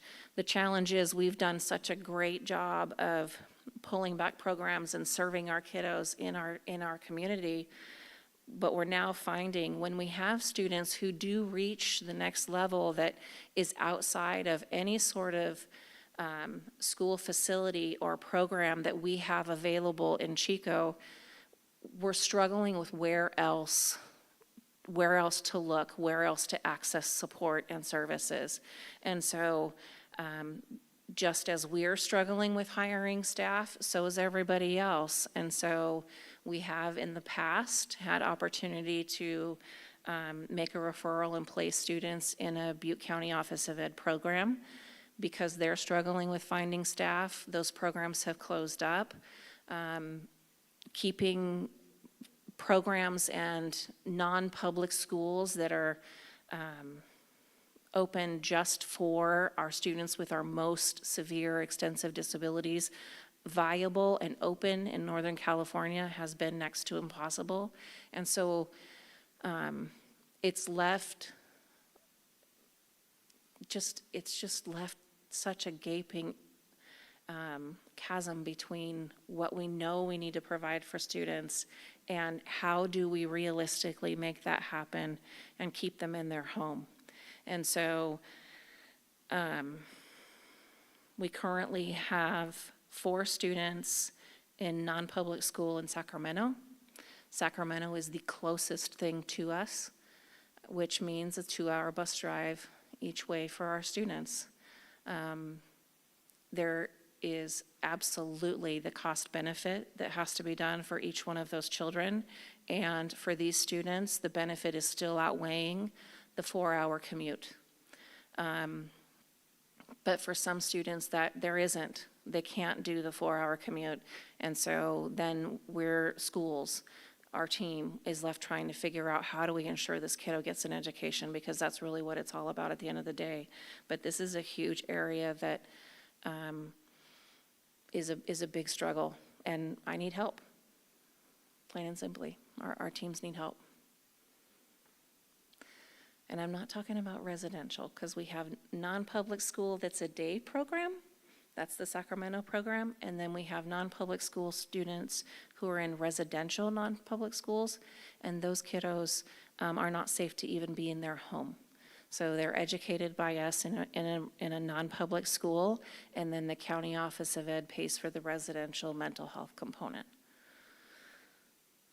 So those are our challenges.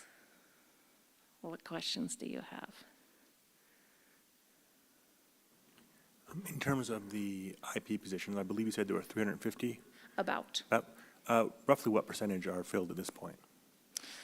You know, I counted just the other day, Mr. Allen. We had hiring on Friday. I was able to find 8 candidates, which was fantastic. That's really good rate. I only had 1 cancel on me and 2 accepted sub-positions. So we were, really good turnout.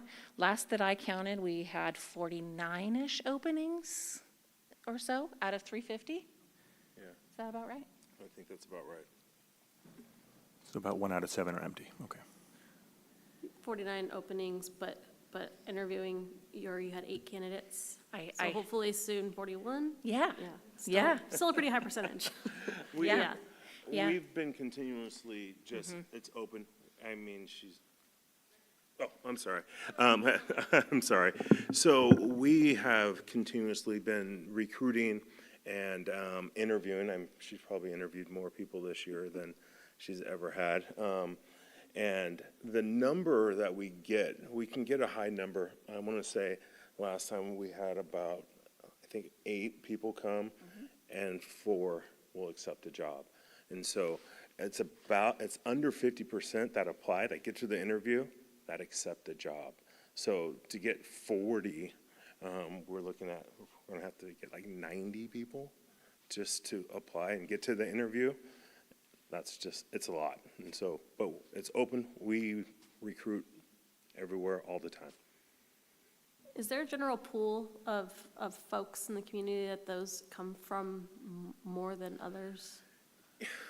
Students, parents, grandparents, general community members, it's broad? It's pretty broad. So when you look at IEPs, it's kind of difficult. It's unique, right? So you have a 6-hour position for 181 days, right? No benefits, and it's an entry-level position. So a lot of people are looking for the 8 hours, or they're looking for the benefits, or they're looking, so it really narrows the pool of who, especially in this time of inflation and all that, who can live on 8 hours, 6 hours a day, right, at an entry-level job with, no health care, no benefits. Like you have some, but not full benefits. So it's a very slim population that can actually work that, especially in this economy in California.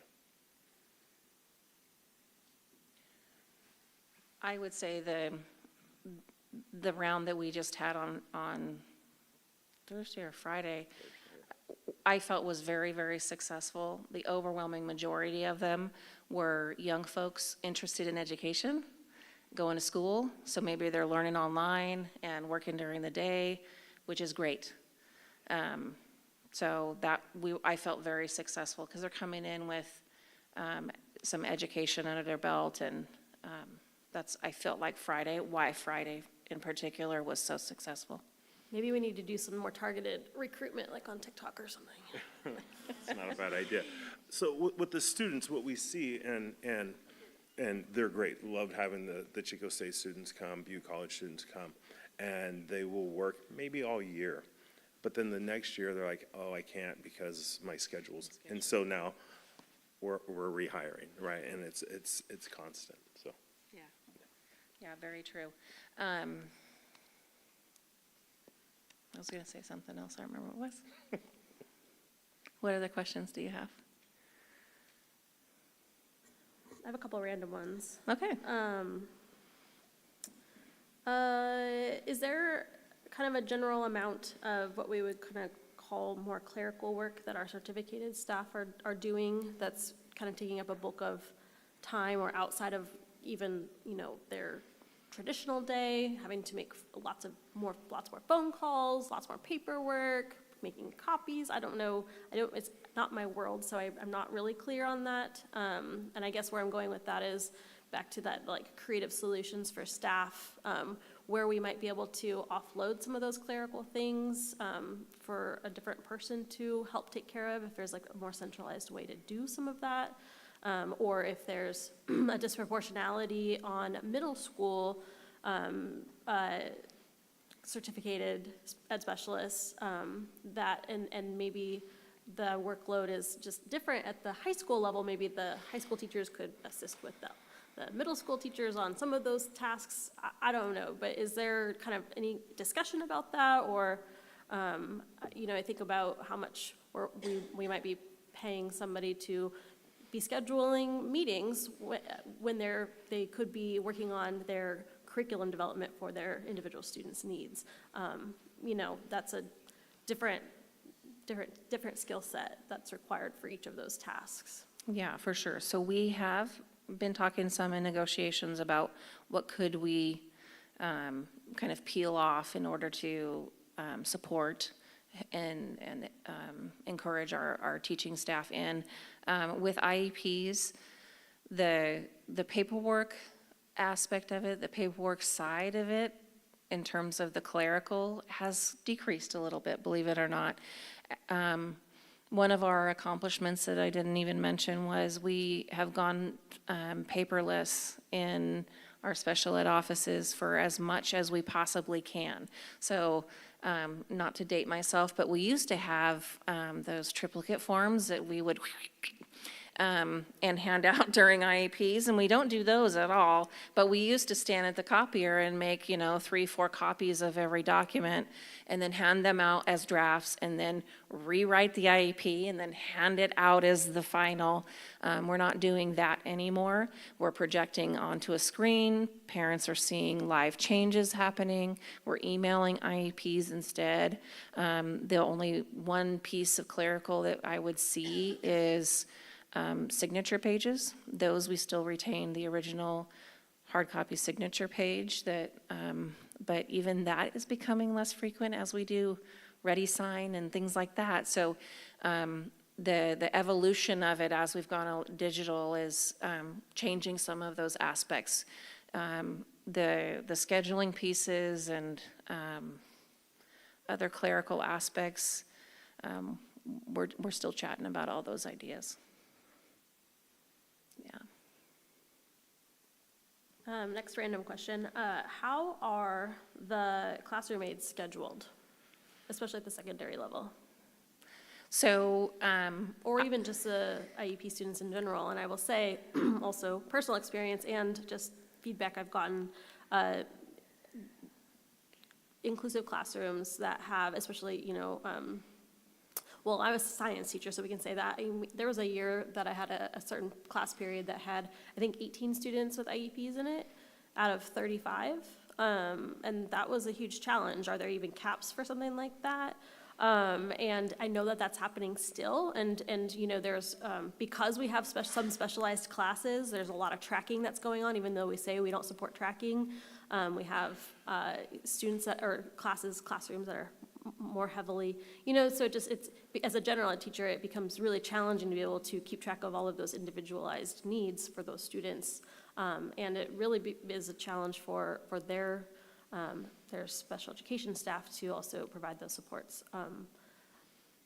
I asked the question, but also like that's kind of the context of where the questions are coming from. Like how are those schedulings done? What input is given to build those schedules? And then how are aides placed into those classrooms or not?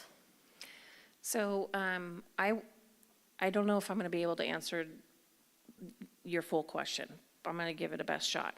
So when we have positions on campuses, we can identify and then work with the person, the aide the instructional para that we've hired, if we need to change their start and end times. And so we try to be really mindful as we're hiring positions that you're not starting at 8 o'clock at the high school, for example, and leaving at 2:30 because kids don't actually show up till 8:30. And so we're trying to be really conscientious about that as we're hiring, as we're posting positions that are available. We're trying to also be really mindful that positions that are available to be filled are available for the bulk of the day, if not the whole day. Believe it or not, in 2006, I worked in a district that thought it could save money by just hiring 3.5-hour people and just hire twice as many. And it was a nightmare. We did it for 1.5 years, but it was crazy. So what we know is we're able to entice and retain people by having those more like a full day kind of position. And then folks can make decisions about, you know, what the rest of their day might look like from there. So trying to be conscientious about 6.5 hours for working at the secondary level, that's more necessary than at the elementary level. Elementary level, making sure that we've got a little coverage before school starts when students show up, a little before when they're in the afternoon. So we're working schedules that way. I also strongly believe that our site administrators who are really have all that responsibility of ensuring safety and coverage for their entire campus all day should have a say in when some of that stuff is available and what that might look like, so that they know where their challenging areas of campus are and they can ensure that there is support staff that's available. So we support the scheduling of those instructional paras with the site administration, with the counselors, those folks, to keep all of those pieces in mind. When it comes to the scheduling of the students into particular sections or classes, I know a little less about that aspect of it, but like I was saying with our special ed administrative team, special education team coming together with the site administration, looking at where are students falling within the schedule of the day, which teacher has students in there that would need a little bit more support than somebody else. And so they're looking holistically and where do we have those needs, where are those areas, and then identifying the support staff that goes with them based on those higher levels of numbers in classes like that you were mentioning. Jen, if I can add to the master yes, scheduling thank component, you. just as a master scheduler at the high school level, and I don't want to speak to middle school, it's maybe not quite as complex. Try doing a middle high school. What's that? Try doing a middle school high school master schedule. Even more complex. The balance between ensuring that we have the least restrictive environment for every student, that they have access to CTE pathways, that they're meeting the needs identified in their IEP, and then also keeping in mind that our special ed staff and their own section allocation, the balance between the instructional periods and then the periods that they have for all the other duties that they're responsible for, that large mix can sometimes result in a bubble here and there of, maybe more kids, dependent if they're really interested in welding, and there's only one section of welding throughout the school day. That's going to affect the number of kids, in that classroom. So it's a really complex matrix when you add all those different pieces to it. I guarantee you that our counseling staff at all the secondary schools, when they hear of an issue, they try to mitigate it because they understand the impacts as well. Yeah, I know, because we are short-staffed aides, I know that there's an ongoing issue, at least at the middle school level, with tracking classes, and so having more heavily loaded classes, that's making challenges, and not enough aides support in those classes, not enough paras in those classes to help support those teachers, to provide those individual services.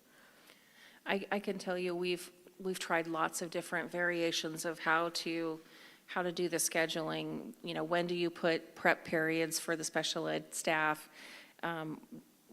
How do you spread those throughout the day? Believe it or not, all of that impacts where special education students aren't and where they get impacted into general education sections. And so we've, just in my short time here in Chico, we've tried lots of different iterations of it and been like, oh, we can't do that again. And here we go, next plan. And so I know that is a constant work in progress that we're always looking at, okay, we can do this, but not that, and making adjustments along the way. Yeah, I guess my hope is that it's not just falling on, one person who's doing the scheduling that maybe isn't getting enough of the big picture or enough input about how the scheduling really should look based on, certain challenges that may be being experienced in classrooms. So, and that sounds like a site administration topic that should be, or if it's not being addressed, maybe should be addressed. Can I add to that really Sure. quickly? Because I want to clarify too, I didn't say this earlier, that all of the ed specialists meet with the principal and the registrar, and they schedule first. They go in and schedule first. They're the priority in the spring. And did they say how many aides would be needed in those classes also? It's all IEP driven, yeah. Then we come back once kids actually land in all of the sections, and we look again to say, okay, once everybody else starts filtering through, then, okay, now we need to make sure an aide's in that classroom in that period, and make sure it's lined up again. And that happens for each school site. I was glad that you brought up admin leadership too, because I would imagine that it's challenging having kind of like this whole system with its own org chart and, people who are supporting each other and all the way on down to our school site folks. And I don't mean down really, you know what I'm saying though. Yep. But also having to work within the school structure and culture, and sometimes encountering circumstances where it might feel like programmatic changes or adjustments are being implemented, and the onus or the burden is put on the special ed staff to be giving directives to general ed teachers, for example, where the onus really should be on the school site administration. And I feel like that maybe general ed staff have had some frustrations or just struggles with that as well. And I feel like probably, I feel like that also comes down to how it's impacting the ed specialist folks, where maybe a little bit more strong spine approach from school site administration might be appreciated, but maybe is uncomfortable to say. And so I said it. That's my job. I'm the one to say the uncomfortable things. So I'm not asking for a response. I'm just kind of putting that in the atmosphere of the discussion, so that everybody can hear it at the same time. I do want to share that last year, under Jay Marchant's leadership, we met with elementary principals, we meaning me representing special education with general ed administration and general education principals at the elementary level and ed services to talk about how do we improve transparency and support of special education programs and all of the challenges that sometimes come with it on their campus. And Heather Cifuentes already this year has set up, we've already had 2 out of our 3 meetings set up to do the same thing again. And so I think that it's really been supportive, and I hope the General Education Administration feels supported and heard, because they are coming forward with, this is what's working and how can we continue to do this, and here are some challenges and how can we problem solve them together. And then in negotiations last year, Charlie had special ed teachers from both sides of the program, mild, mod, and extensive needs, and then we had them from elementary, middle school, and high school level to provide feedback to everybody about how we can support them in improving. So I really do feel like a lot of time and effort has been put forward to share with each other and be open about what's working well so we can continue to support, but again, where are the struggles and how can we work together to resolve those? I can add something to that as well, that yes, Jen was right. Under J, we did look at how we can support the staff, the site staffs better and the site administrators. This year, I have heard a lot of positive with the movement for this crew over here supporting school sites. I speak to that as somebody who's been in that position, Gina Payton, many years ago. And under this model, as somebody who would come and support some difficult things that I didn't understand and needed to know, Gina was one who came to me many years ago with this. And we all want to learn more about special education. I am not an expert like these folks are, and I think we have a lot to learn from them. And I would venture to say our site administrators feel the same. I would say as a general ed teacher, specializing obviously in science, that the 2 classes I had for special education were not sufficient, for sure, as an experience. Yeah. I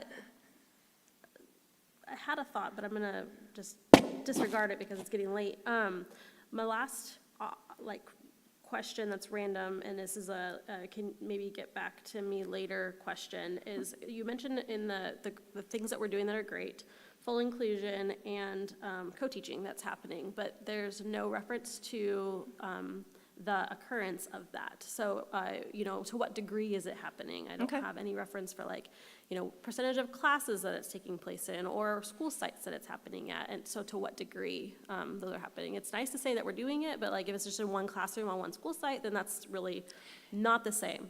Absolutely. And so let me just, couple minutes or less. Co-teaching is under the umbrella of inclusive education or inclusive practices. And it's just one of the solid practices of being an inclusive educational environment. Co-teaching really requires a couple of things. Number 1, a strong relationship between the special ed teacher and the gen ed teacher, and number 2, co-planning time. That's hard to accomplish. And so right now, where we are successful at accomplishing that is at Chico High, because we've got special ed teachers that have been there, that have built relationships with general ed teachers, and they are actually co-teaching. So co-planning, co-preparing, co-presenting. We would love to see that grow, but if we have new staff on either side, it's really challenging to say, yeah, go co-teach. And then inclusion, we do have inclusion on all campuses to varying degrees, and so I can share specifics what we've got out there. Okay, thank you. You're welcome. And then my last point for the evening, before my colleagues up here want to throw a chair at me. I'm just kidding, I'm being presumptuous, but it's getting pretty late. I was wondering, what is the representation for SLPs in this room? Speech and language pathologists? None. Yeah. That is, I think, a topic for another night. I think we probably should talk about SLPs as its own item. My questions, who do they report to? How are they supported? What are their caseloads? What do those look like? Their max, the disproportionality of their caseloads, and how we might be able to provide them some more support, because I know that there's been some frustrations from our speech and language pathologists, of which I think that there was 20-something. 26, I think. I say something, I think it was, 26.8, I think. I'm happy to get you that information. Yeah. They report to me, I support them. Okay, thank you, because that wasn't in this presentation, I don't think really, except for, I mean, they were mentioned, but like, we didn't get to talk about any of those questions I just had, so. Yeah, for sure.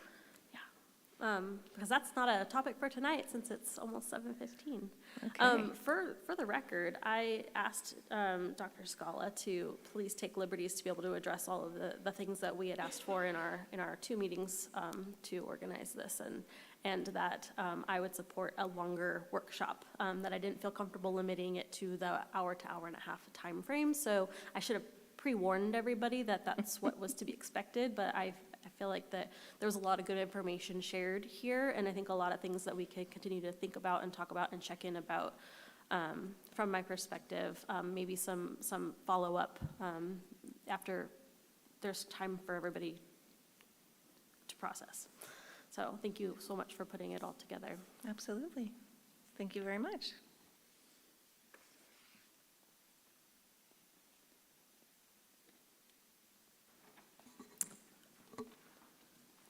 We did have one person sign up for public comment on this. And I will also open the floor for additional public commenters if there are anybody in here, if there are any folks in here who would like to speak. But I will invite Julia Rogoff up to speak for public comment. I didn't know it was going to be this long. Sorry, guys. Oh, no, you're fine. This is part of the process. Oh, okay. Yeah. You have 3 minutes. Oh, thanks. Yeah, thanks. Okay, hi, my name is Julia. I am a parent of a child in an ESN class at PV now. She's in high school. And I wanted to kind of talk about, that was amazing. Thank you very much for all that information. But I wanted to talk about something that I've noticed now that she's transitioned to high school, and that's kind of equality when it comes to access and opportunities on the campus. And I feel like she's very limited in her opportunities unless she can present as typical, right? So if she wants to take a music class, as long as she can behave like a typical student, sure, she's welcome in that typical class. Or as long as she can write correctly or draw what they're doing, which is very high-level art, sure, she's welcome into that class. Can she really participate, or students like her really participate in those classes? The answer is really no, because they're not modifying the classes to meet. She's currently in band, and unless she can do what the band wants her to do, it's very difficult for her to access. And then, like my friend here who has a child who's even more severe than Lily, she has no opportunities to access those types of programs. All general education students can take, video production, they can take culinary, there's so many opportunities that our children in ESN classes do not have because they are not able to function as a typical student. And I feel like as our ESN classes are growing, we have 3 full classes on each of our campuses, and yet we have not given them the opportunity to really dive into those type of things that typical students have complete access to, and I think we're missing the mark. We need to have things available for the students in ESN classes that teach at their level, that give them an opportunity to explore what they like to do. Not just the typical students, and well, I guess if you can sit here for an hour and a half, which is basically impossible for an ESN student, then I guess you can stay. But are they really learning anything? And the answer is no. And I'm not just saying bringing a problem without solutions. A few years ago, I talked to the district and we had many meetings about a sports program to integrate, to allow students in those classes to participate in sports, which they have no opportunity to do now. We had lots of great meetings, and then it went nowhere. I followed up, but again, nothing. Students' ESN classes don't have an opportunity to participate in clubs, so I started a club. I work at PV. Now there's a club for our ESN students. But it needs to be more than me. So, thanks. Thanks, Julia. If it's not too much to ask, I am always interested in hearing creative ideas and solutions. If you want to email those out, if you have, if you didn't feel like you didn't get enough out, sure. Yeah, that would be, it'd be great to just kind of be able to reflect on it a little bit more. Thank you. Would anybody else like to come speak? please. And if you don't mind, introduce yourself when you get up here, just because you don't have to, but it's nice to know I want names. to be anonymous. I'm just kidding.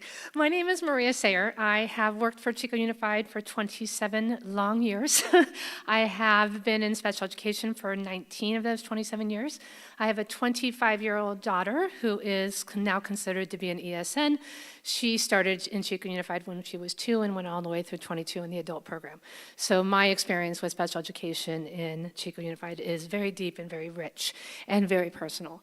What I wanted to touch on tonight is a question that was actually presented to Dr. Scala about the retention of your paraprofessional staffs. Most of my colleagues will say it's underpaid. I would like to rather point out that it is overworked and undertrained. We are asking our paraprofessionals, especially in our exceptional needs programs and our access programs, to do incredibly difficult work. They come home having hair pulled, scratches, bites, kicked, hit. I have been called every name in the book. In trauma-informed training, we call it PFL. ESL is English as a second language. In trauma-informed training, it's called PFL. It's profanity as a first language. That is what your paraprofessionals live with every single day, and they are not trained. They are not trained. I am fortunate. I am currently an IBI, assigned to Chapman. I get the amazing training from Gina Payton on a regular basis. I am so fortunate for that. But why aren't the rest of our paraprofessionals getting that? We talked about all the wonderful things that our teachers are getting. We're not talking about what our actual on-the-ground ESN support staff is getting. Those are your paraprofessionals, not your teachers, not your SLPs, not your OTs. Those are your paraprofessionals, and they are underrepresented. I know that many of my colleagues have gone to the union and spoke to the union about this, and still nothing is coming of it. We had this great opportunity now that we have had this plan, and I had this discussion with Kelly Staley. She was so generous to spend her time to come talk to me about this and have that beginning of the school year where we could train our staff on trauma-informed language and bringing down our dysregulated students. And instead, we are sitting in training for 6 hours learning about things that we could do online. That's not what we need. We need that really deep training so that we can do our jobs effectively, stay in our jobs, and love our jobs. And most of us do, but it is hard. It is exhausting. And that's what we need. And I really want to end by saying I appreciate all of these people. Every single one of these people have supported us in so many ways, but we need more.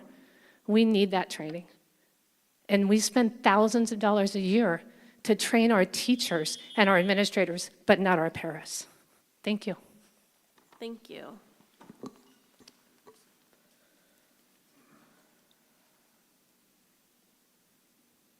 Yeah.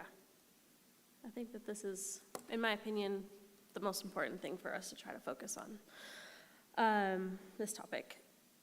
I did remember what I was going to say earlier, to end it on a high, end on a high note.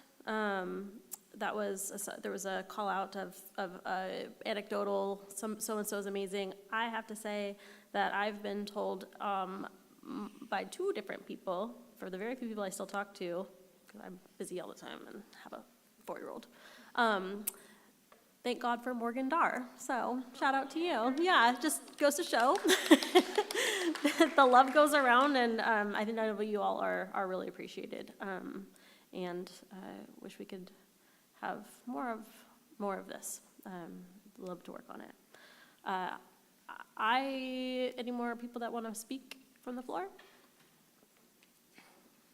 Shouldn't have said end. I forgot that we were still doing public comment. Okay, please. Hi, I'm Molly, and my daughter's Gracie. She's in an ESN class at PV.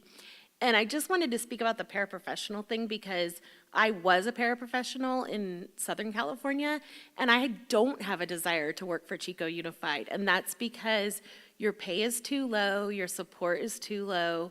In Southern California, we were CPI trained. We had monthly meetings, monthly trainings. We were really well supported, and our pay 10 years ago is higher than what your pay is right now. I can make more money working at a fast food restaurant than working for Chico Unified. And so you were asking about why people aren't coming into the district. And I feel like it's because of your pay being too low and your support being too low. So that's just kind of what I wanted to say. We've been very happy with our special education classroom for my daughter, and she's severely disabled, almost completely nonverbal. And so I wanted to kind of piggyback on what Julia said. There is no opportunity for her to have any type of inclusion with her peers at PV. She has a wonderful classroom, wonderful peers in her classroom that are also severely disabled, but her typical peers are completely inaccessible to her. She's not given any opportunity. She loves art. She would love to go to a drawing class or a painting class, but her drawings and her paintings are not going to look like what's expected in those classes. In Southern California, she was able to access art classes. The teacher modified the curriculum for her. When they were drawing, she was given a page that was already drawn, and so she could color in the lines rather than actually do the drawing. Things like that. She was really well supportive in electives in Southern California. There has not been that opportunity for her at PV. And like Julia was talking about with band, my daughter also goes to band. She's included because she has a wonderful LVN who is with her every day, who gets her a drum, finds her a way to be included, comes up with creative ideas for her. The teacher's not doing that, and I think that there is a serious lack of inclusion for our severely disabled students. My daughter cannot facilitate a conversation with a typical peer. So that's only going to happen through staff facilitating that and through teachers facilitating that. She can't do it herself. So just wanted to talk on those two topics, and thank you for your time. Thank you for being here. Do we have any other folks that would like to speak?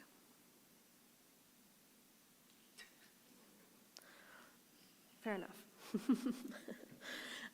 Okay, thank you so much, everybody, for your input, the information. I think this is really, really insightful, and I would like to see us continue to grow with that, and I'm going to take some time to process, for sure. Does anybody else on the board have anything to say or add?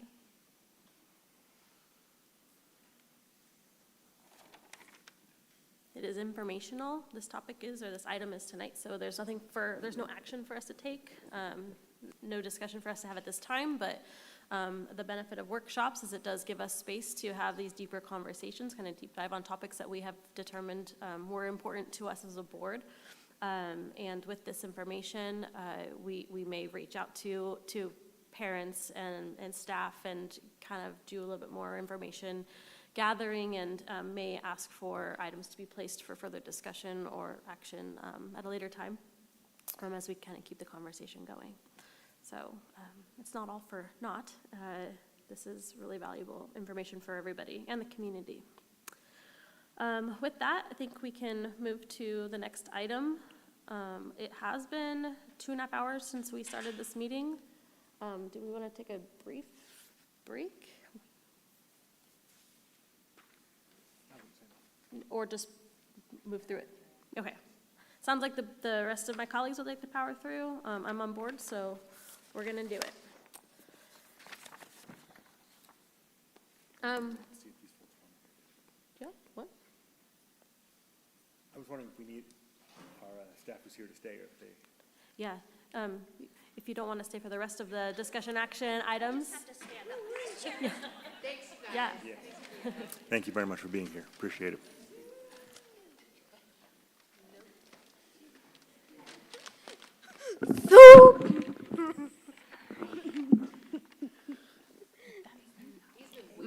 Yes, and that's okay.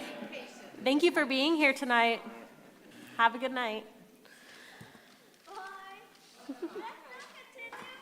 Hey, you are now all over the internet, just so you know that. I mean, like, He the likes whole that. world could see that.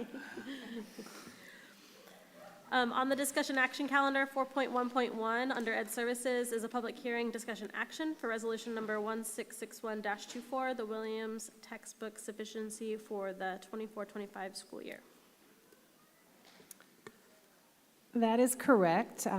This is a public hearing that I know Madam President will I gavel, open. I open when it's public comment time, Thank you. is the order of operations, yes. Thank you. This is my first time through with this one. It's okay, it took me a long time to figure it out. As I've learned as my first time through, this comes annually to the board for making sure that our textbook sufficiency is where it should be for all of our students. Kim Hernandez at the district office starts this process early, usually during the summertime, August 1st-ish, working with site administration, working with the office staff. If there are any books that are, or other materials that need to be ordered, she handles that. She has really clearly explained all of her procedure to me and shown me the pieces of documentation that she uses with all of our sites and the signing off on that. So that's kind of the background of what this is about. Does the board have any questions? Seeing none, I will open the public hearing.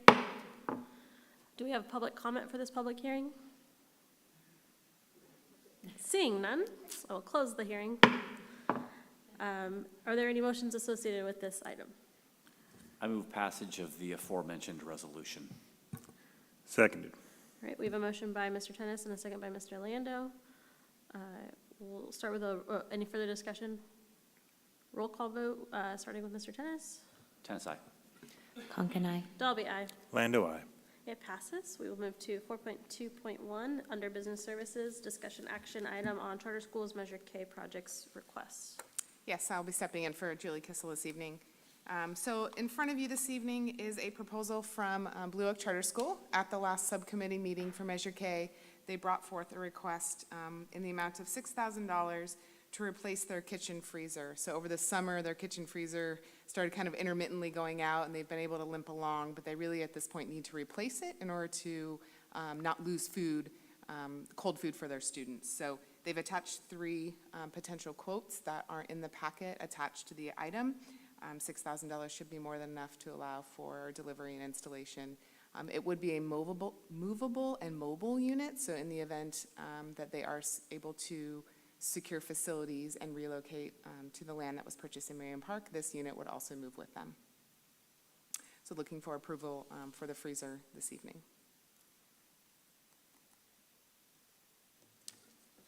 I move approval.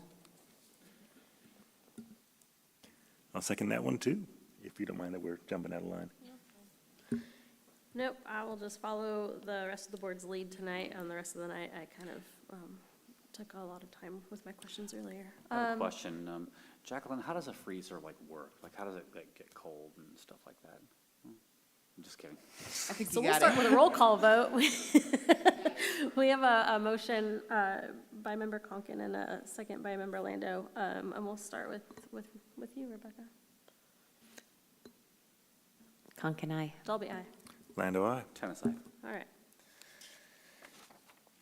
On to 4.3.1, under board. This is a discussion, action, approval of revised, updated, new board policies. And that would be me. So as part of our ongoing task of making sure that we have current board policies and administrative regulations, we are bringing these forward to you tonight. This is the second reading for these policies.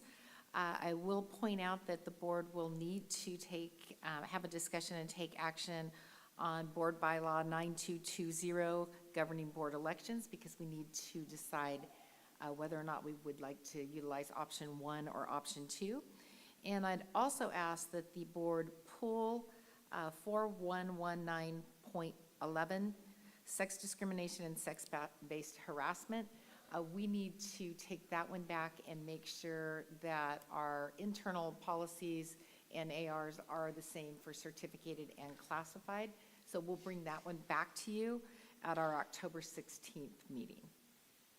So if we can pull 4119.11, and then for sure the board needs to discuss 9220. The rest the board can pass in a single motion if they so desire. So I'll turn it back to you, Madam President. Okay, I'm gonna just I don't know what's the best process here. Let's just pull 4119.11 and 9220, and move through approving the rest of the updated board policies as my motion. I'll second that motion. Okay. All those in favor of approving the rest of the updated board policies, except for those two that were just pulled, signify with your voice vote. Dalby, aye. Lando, aye. Tennis eye. Okay, it's unanimous. And then we're gonna revisit 4119.11 at the October 16th meeting, and we'll just have a brief discussion about how we want to treat governing board elections in the case that there is a tie. So it is election season, and my understanding is that CSBA pulled this board policy out. The status quo, or what currently exists, is that in the case that there's a tie for an election for a board position, that the board then decides whether it's going to go to a runoff, so another round of special election and a money cost, a financial cost, or if it will go to basically a toss-up, flip of a coin, so to speak. Am I summarizing it appropriately? Okay, and so what CSBA is advising is that as a board, we decide that ahead of time. So we just say, at this point, we're gonna change this policy to be one or the other decisions. And I think that there's also an option to just leave it as is and stay status quo and cross that bridge when we get there situation. So not written into this policy, there's a third policy, which is to not change it, is my assumption. Is that assumption correct? That is correct. Their recommendation is that we decide ahead of time, so it's very clear what we're going to do. If we wait until there is a tie, and again, this is only if there is a tie in an election, we would then have to have a board meeting decide, and it would delay the process of making the decision. So their recommendation is that we choose one of the two options. The options are the same as they are in the current policy. It's just deciding it ahead of time. Thank you for the clarification. Is there a motion that anybody would like to put on the table? Can we get some clarifying questions? Sure. Cool. Do we have roughly an estimate of what a runoff election would cost?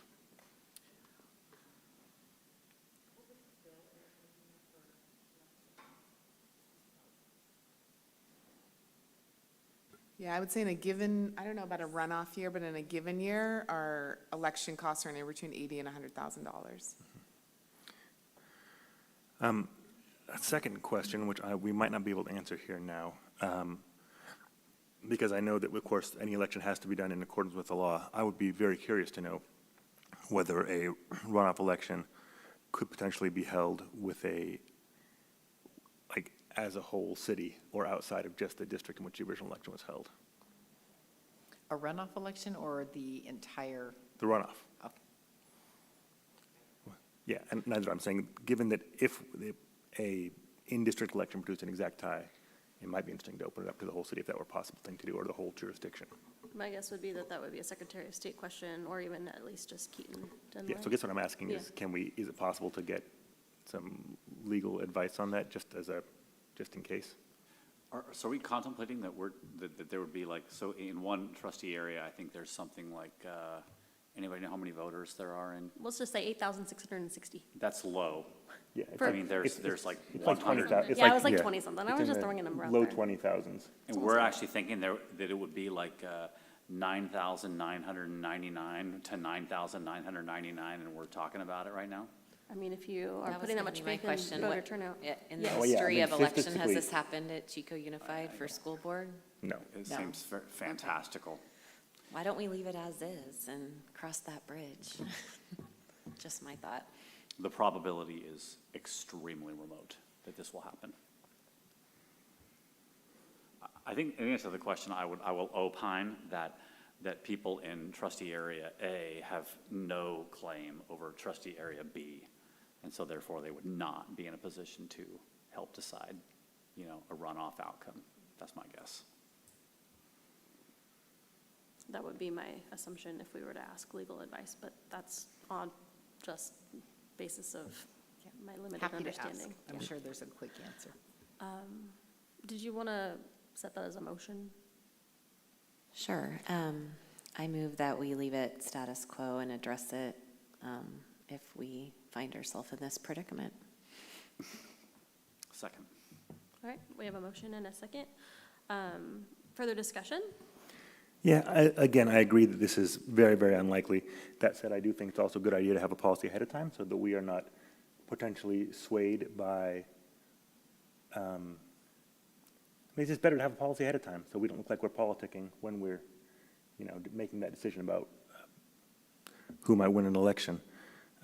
So I'm going to vote no on this because I would rather have option two. I'd rather have the runoff, so there's actually some kind of electoral say So in the very. There's Unlikely three directions we can go. We can put it up for a vote. You could do a substitute motion, or we can friendly amend the original motion to bring this back after maybe a little bit more of those questions are asked. And then Eileen will also be here.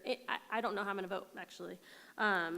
I mean, I can make a vote tonight, but so then we'll have 5 people, and I would feel more comfortable with a board of 5 voting on this topic.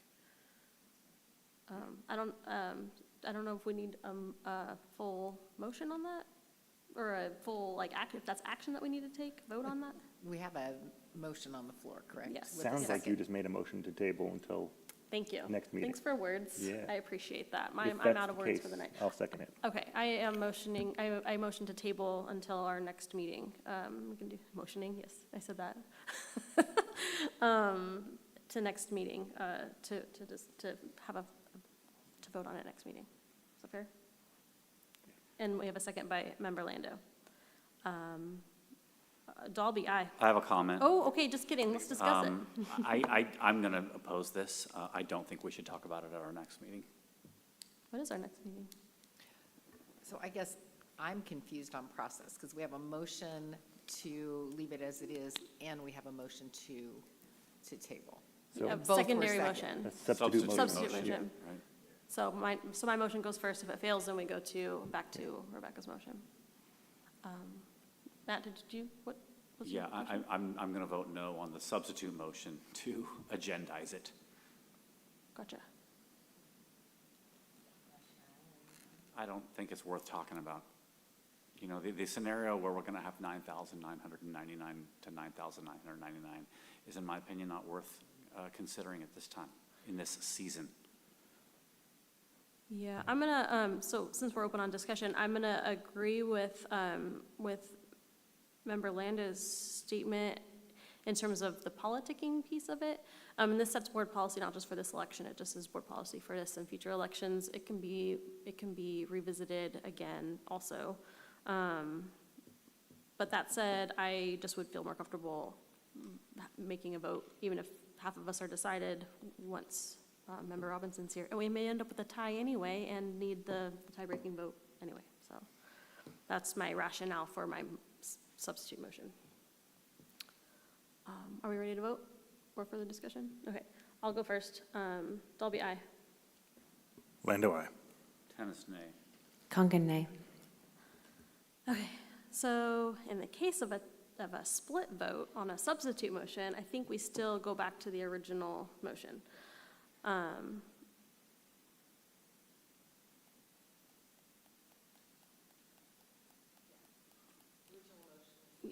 Yeah, the original motion is that we just stick with status quo and let the board, whoever it may be, cross that bridge when we get there. Any further discussion?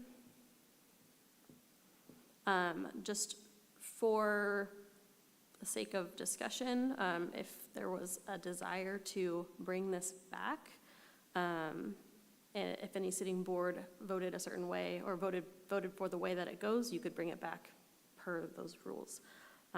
Really, we could bring this back at any time, making changes to a board policy. So, any further discussion?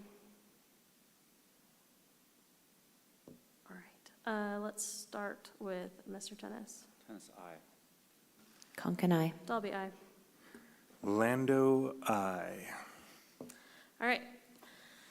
With that, we can move along to board member request to agendize item. There was none for this meeting. I have a feeling we might start to bring some to the table in the next few meetings. And with that, we will go to closed session. Is there any public comment on closed session? Seeing none, we will move to closed session. Thank you.